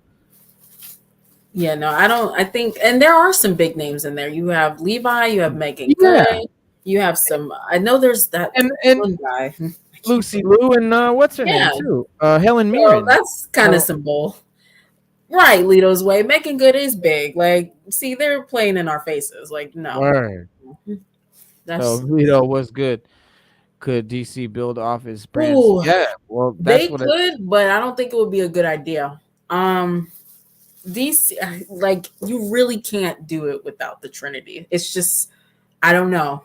They could build off of B and C-list characters, but I think you would need to establish the Trinity first and then do that. Yeah, I mean, I do think they should. I think they definitely should build off of B and C-list characters, but yeah. You do need to have the Trinity there. I mean, we do need to know where Superman is, what he's doing, who he is, what he looks like, and Batman and Wonder Woman, and preferably Flash, Green Lantern, and Aquaman too. I like to have all 6. at least know where they're at. So in those B, C list Lobo movies and in all the cool movies that they could do, there could be a newscast on talking about something Superman's doing, and it would have the real actor and shit like that. That's how you make a connected universe. I mean, I think they would be in trouble if they didn't have rights Yeah. to like the Trinity. Yeah. I think they would be in trouble. I don't know. Like, no doubt.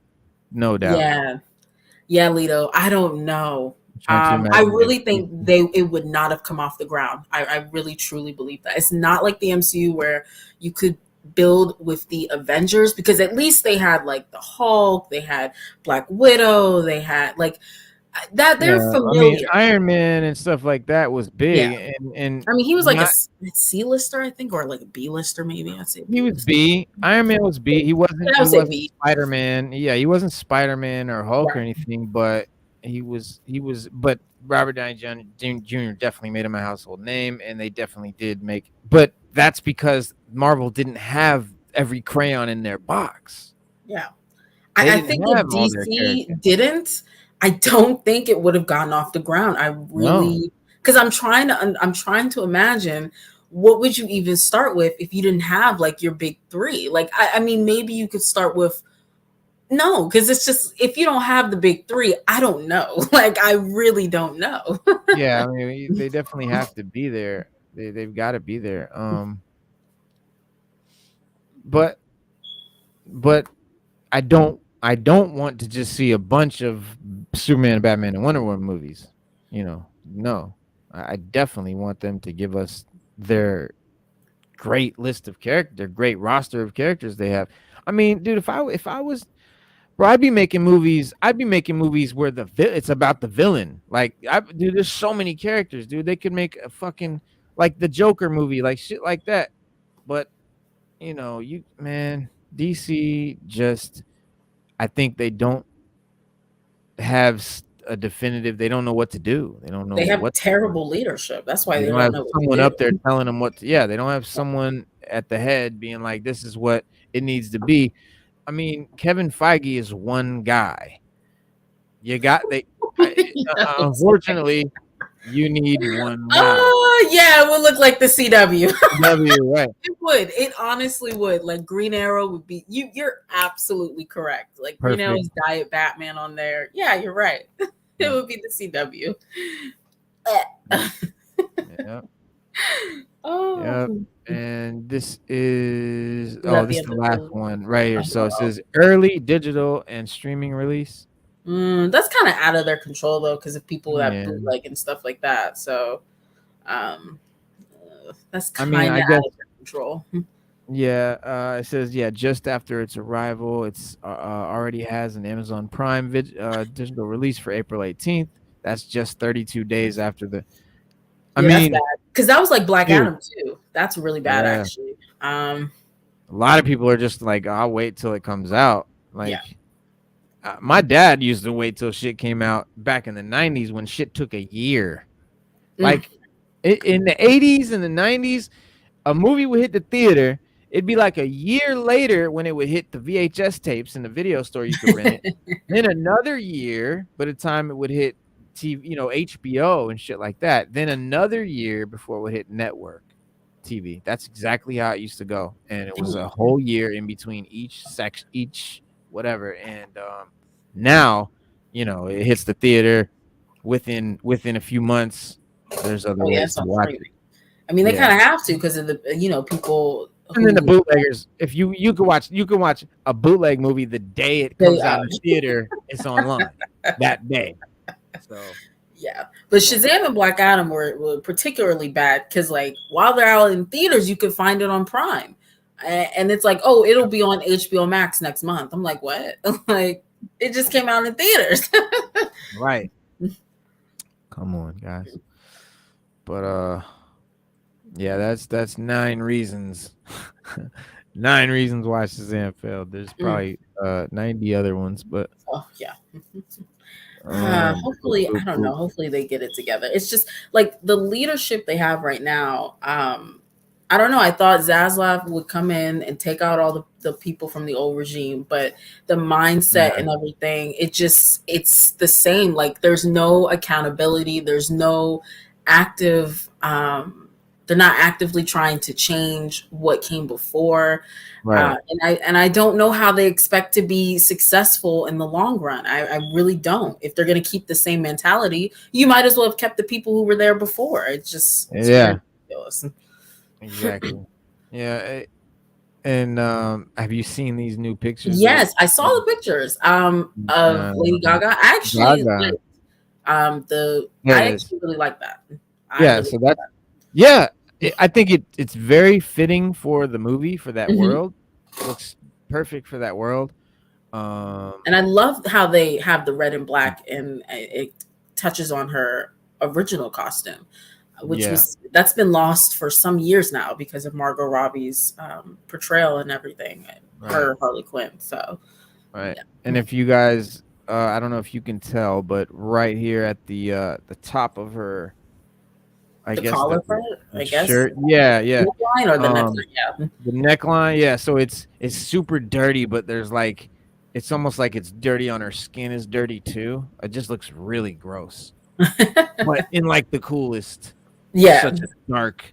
This movie is like very artistically, but really dark and dirty and grimy and gritty. And this is she looks fucking brutal. I mean, she looks great. Yeah. They said she was wearing that for a scene where he was like in court or something, or it was like she was, or a protest or something. It's not like her costume for the movie. It's just one of the things that she wears. She just dressed up like that to go to in support of Joker, I think, and to free him or something like that. I forgot the full context, but I really like that. Right. And it's very different from Margot's take, but the eye makeup's pretty cool. Yeah, I really like that. Yeah, I'm digging it. I was really worried about this movie because I'm not a musical guy. Like, I really don't like musicals at all. And I just don't understand why it's a musical. But I don't know how a musical it's going to be. Maybe it's just going to have a lot of music, or maybe they'll do a lot of singing and dancing, but at least maybe they'll talk. I just don't want them to sing everything. That's what I hate. Like a music, like if they talk and then there's some songs, okay, I can live with that. But just where they sing everything, how are you doing today? I am fine. We don't need that shit. Let's see. And no offense if that's your thing, man, but it's just not mine. I just don't think it. It makes me so happy, she told MTV News, because I said from the very beginning that all I want is for Harley Quinn to be one of those characters the way like Macbeth or Batman always gets passed from great actor to great actor. Yeah, I think Harley Quinn kind of deserves that a little bit. I mean, we've really only had Margot could deserve it. Yeah, let's see. Yeah, like because I think if this is pulled off, then then definitely it'll kick it off. She'll start that. Yep. So I'm here for that.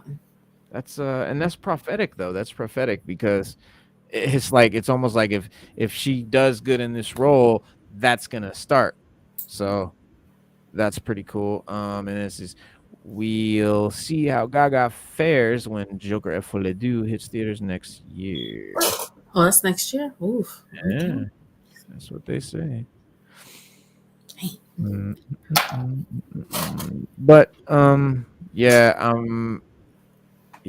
was worried about every bit of this, and now I'm not as worried. Seeing it, this looks like it could be really cool. I feel like I feel like I might be interested because I didn't care for the first movie, but since this was Harley Quinn, I didn't feel like Joker needed an origin film. I feel like he's one of those characters who's best. Look at it like that because it's not really a movie about the Joker that we know. It's a whole new kind of character. Just look at it as a weird, as like a psychological character piece that happens to be using the Joker. That's what it is. I know, but I feel like he doesn't need that. I feel like he's best when he's ambiguous. No, it's not for Joker. You're right. You're 100%. I agree, 1,000%. This does nothing for the character of Joker. Let's put it that way. This does not push the character forward. This is almost like in another timeline, it's a whole other character. Just happens to be called Joker, happens to be in a town that's called Gotham, but it's not the Joker or Gotham that we know, and it does nothing to add to that. It does. You're right. It doesn't add to Joker in any way. But I think if you watch it, because to be honest, I wasn't really like, into talking about movies, like doing a YouTube channel or all that when this movie was coming out, and I didn't even know that it was.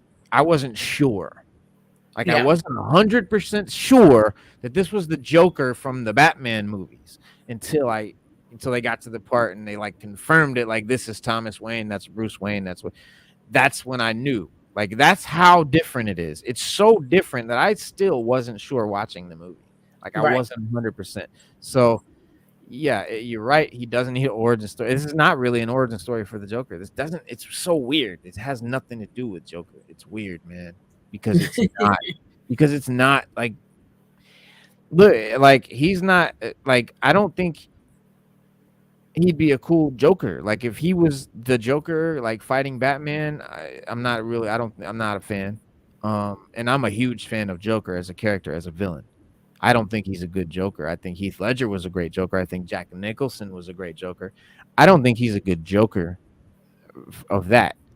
I think he's a brilliant actor playing a totally twisted and like totally tragic dude who's like just really out there, and he does it very well and all of that. But what's up, buddy? Oh yeah, go ahead. So, but yeah, it's you have to sort of separate it from Batman and that Joker to appreciate it, to be able to watch it. Yeah, if that makes sense.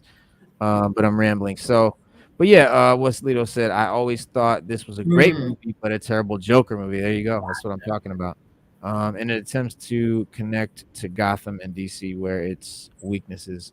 Its attempts to connect to to make it. Yeah, like when he went and saw Thomas Wayne and all of that, it was out of place. It didn't do much for the story, and it kind of was like, oh, okay. But all it did was, for me, it just confirmed that this is that, like, we are talking about the same guy here because it's that different.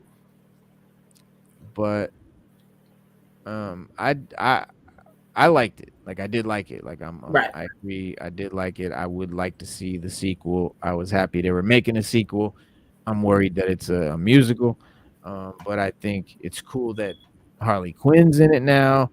That's even more confirmation. And now it's like, okay, maybe now we'll get into him being the Joker that we do know from the comics and Batman and DC and all of that. Maybe now he'll be that, because in the beginning it was such an origin where he hadn't really become the character yet. Maybe it's why it's so different. Let's see. And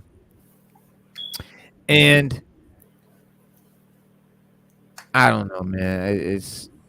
I don't know. It could be good. It could be bad. It might be shit. It might be awesome. But yeah, I'm interested to see how they're going to play that relationship. We'll probably get a glimpse once they release a trailer sometime in the future. Mm-hmm. Yeah. So DC fans claim Ryan Reynolds' Deadpool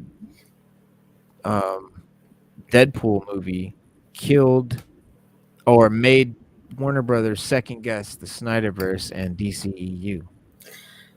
I'm gonna say no. Nice try, but no. WB has been against the SnyderVerse from like the beginning. They literally sabotaged themselves. Like it wouldn't have taken much from outside forces for them to make the decisions that they made. I feel like so. I'm gonna say no to that. Yeah, I'm interested to see how they figure what they're talking about. He says, name a more chaotic anti-hero than Deadpool, blah blah blah, the fourth wall breaking, blah blah blah, Ryan Reynolds portrayal, Ice and Nicky perfectly okay, so this is just them. All right. Yeah. All right. Now, while the Deadpool franchise and the DC studios don't have many connections to each other, some fans are blaming the movie for the downfall of the DCEU. Why? Well, they believe that it caused the more serious superhero universe to take a fun. Okay, so this is what I think that Guardians did. This is what they're saying. Yeah, I don't understand how they're like pinpointing it to Deadpool and not like the entire MCU, which is like what they're trying to emulate right now. That's strange that they like pinpoint Deadpool. But what they're getting at. They're saying so it's like what it caused the more serious superhero universe to take on a fun, humor-filled road, a road that led to its failure. Did the hugely positive reception for Ryan Reynolds' Deadpool actually cause it so far? No. But the thing is, like, it was very serious up until now. Like, I would say it was way more serious than what they're trying to do going forward. So I don't, that doesn't make sense to me. Well, yeah. It's the same sort of vein of what my theory about how, the success of Guardians of the Galaxy made Marvel try to recapture that success by adding that formula to every movie after that. And that's basically what they're saying, is that they had but Deadpool wasn't that successful, I don't think, to make be like game changing. Doesn't make any sense. Like, why wouldn't you pick Guardians? I could hire MCU or Guardians, like or the MCU. But yeah, you're right. I mean, what is this Hulk thing I'm looking at right here? What is this? You see that? Do you see the screen? You see Bruce Banner? Oh, never mind. Did you see Bruce Banner? What, in that little thing right here? Okay, it's real small now. Trying to make it big where it says it's playing picture-in-picture mode. Yeah. When I make it full screen, what happens? Do you still see it? Yeah, I still saw it. If you make it full screen now, I'm not. Yeah, I see it now. It's the same thing. Just picked up. And can you still hear me? Mm-hmm. All right. There's just no sound on the video. Right. Yeah. I'm trying to. To answer that question, we have to go back to the late 1970s, where Lou Ferrigno and Bill Bixby played the first ever live-action versions of the Hulk. Can you hear it? Banner.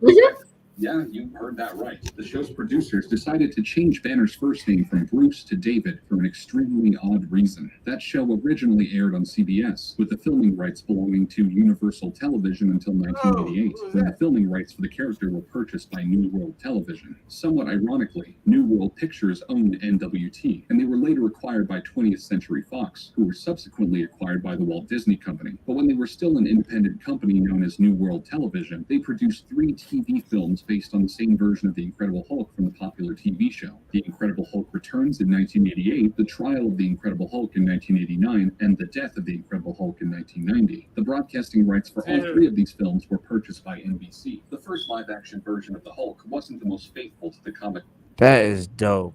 The reason that I'm really kind of watching this right now, guys, is because Sada's uncle is Pete Rock, the legendary hip-hop producer.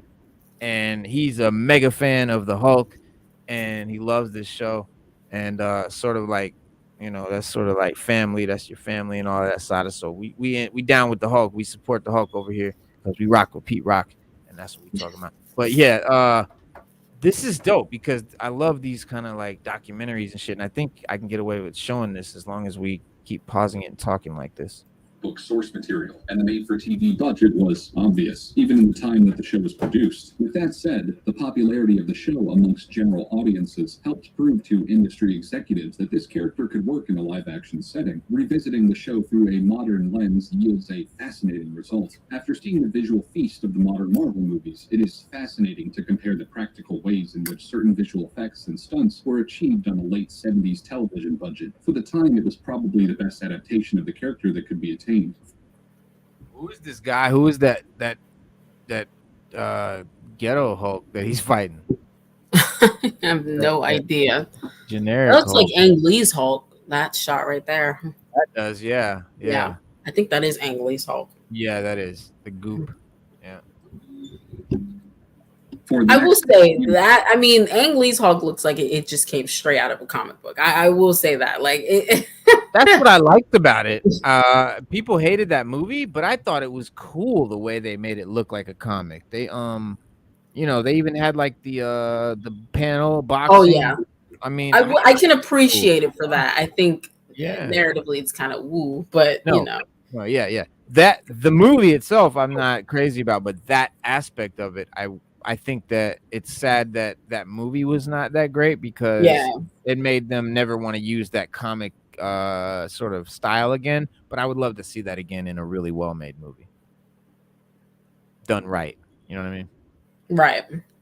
The death of the Incredible Hulk, the character made no significant live-action appearances, either cinematically or on TV. That changed in 2003 with Ang Lee's Hulk, starring Honestly, I don't even know where to start. I'm surprised you got this perfectly normal for you. You can skip. Oh!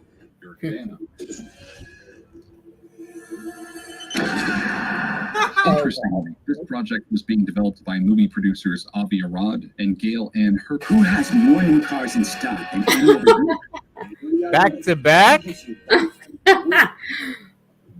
Immediately after the previous Incredible Hulk movie was released. Also, Arad and Hurd were developing this project under Universal Pictures, the original rights owner to the live-action version of the Incredible Hulk. Following successful big-screen outings based on other Marvel characters such as Spider-Man, Blade, and the X-Men, Hulk released in June of 2003, following a tumultuous production to moderate commercial success. The personification of the character in the film was laced with heavy trauma, and he was portrayed as more of a tragic, introspective figure, rather than the heroic brute which we would later see in the MCU. Some critics complained that Ang Lee's contemplative take on the character stylistically clashed with the film.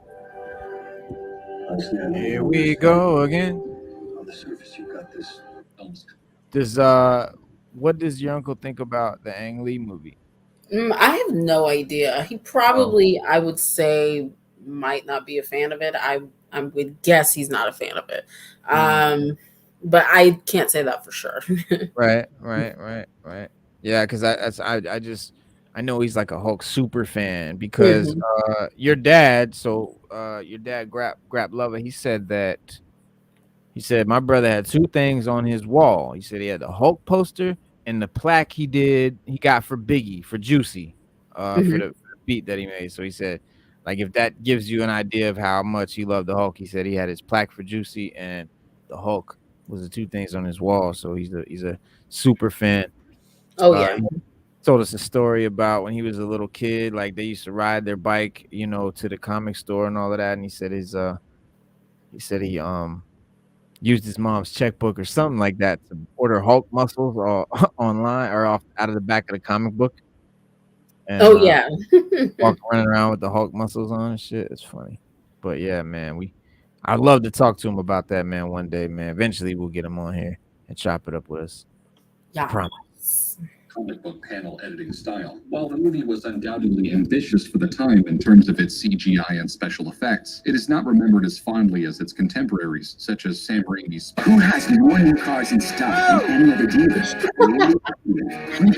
Oh, that's so good. That's a lot. That's a lot of commercials, man. Crazy. We didn't see the Hulk on screen again for the next 5 years until Edward Norton portrayed him in the character's only solo appearance with. Love this movie. I love. Yeah, that's a good one. Ed Norton played him anyway. Yeah.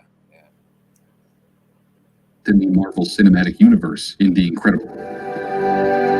Okay. That's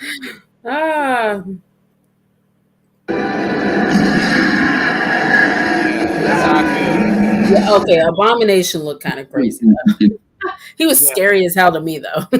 He was. He did not look anything like he does in the comics. No, not at all. And we were talking about that earlier, kind of how certain things don't translate as well into live action. But I liked when they made the live action Abomination. I think it was She-Hulk. Yeah, because that was more so in line with the comics that look, right? Yeah. I'm pretty sure it was. Yeah, and it's like because he has like fins on his head. And that's the main difference is he didn't have the fins on his head in this movie because I guess they felt they were like, why would he have fins on his head that looks, you know, it's silly. Like that's why they change a lot of stuff, because they try to reconcile it with reality. Like, why would he have that? Like, people are gonna pick that apart, and so that's why they change shit. But sometimes it's okay. But to get messy, unlike how Ang Lee's Hulk was, who has more than okay. Oh, anytime you pause, you're gonna get an ad 2 seconds after. Distributed by Universal, The Incredible Hulk was produced by Marvel Studios and distributed by Universal. Norton's Hulk was more brutish and animalistic than any previous variation. Who has more new cars in stock than any other? It doesn't seem right.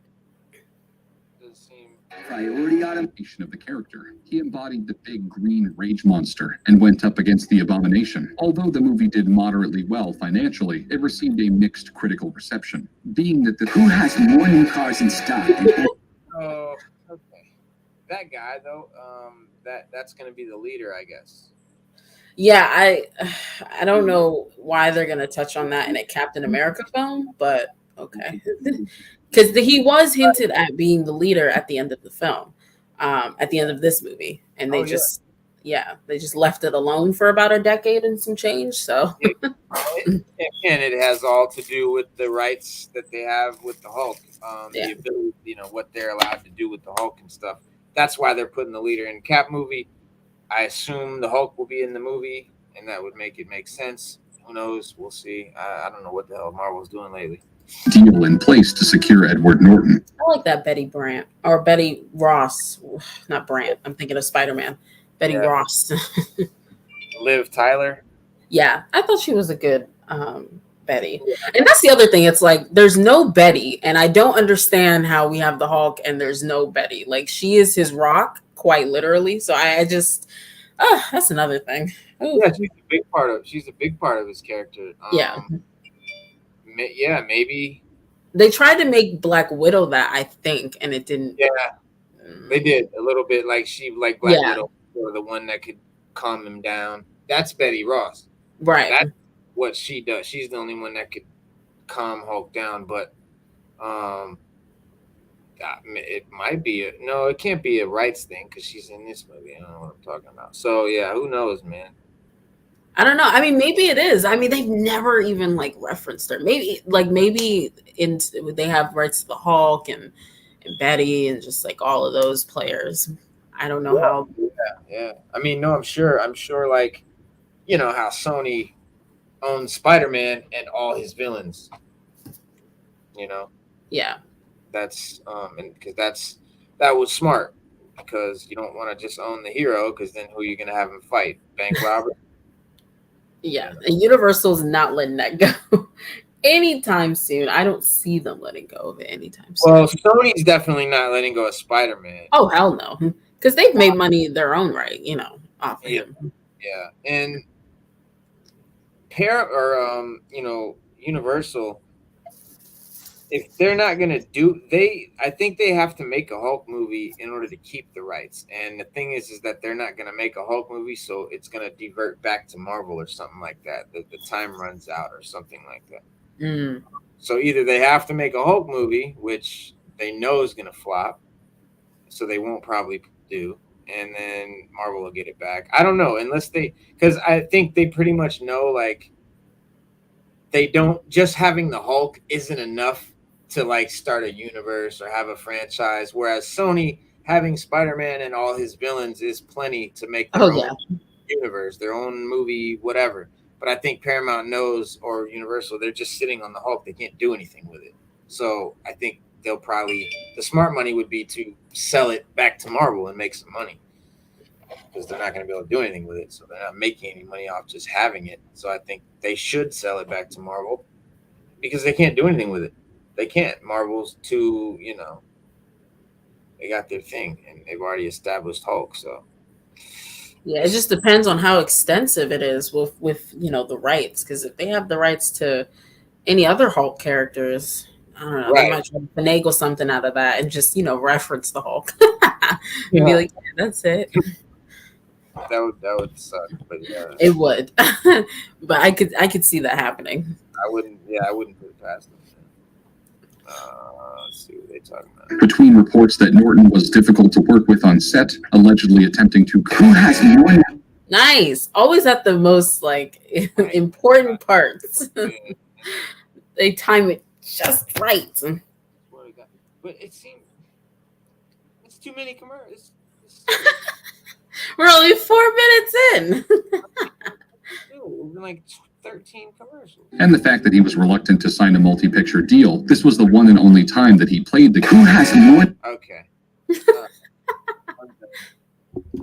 Yeah, I'm done. It's not gonna. I don't know what's going on. There's no way that they mean for it to play like this.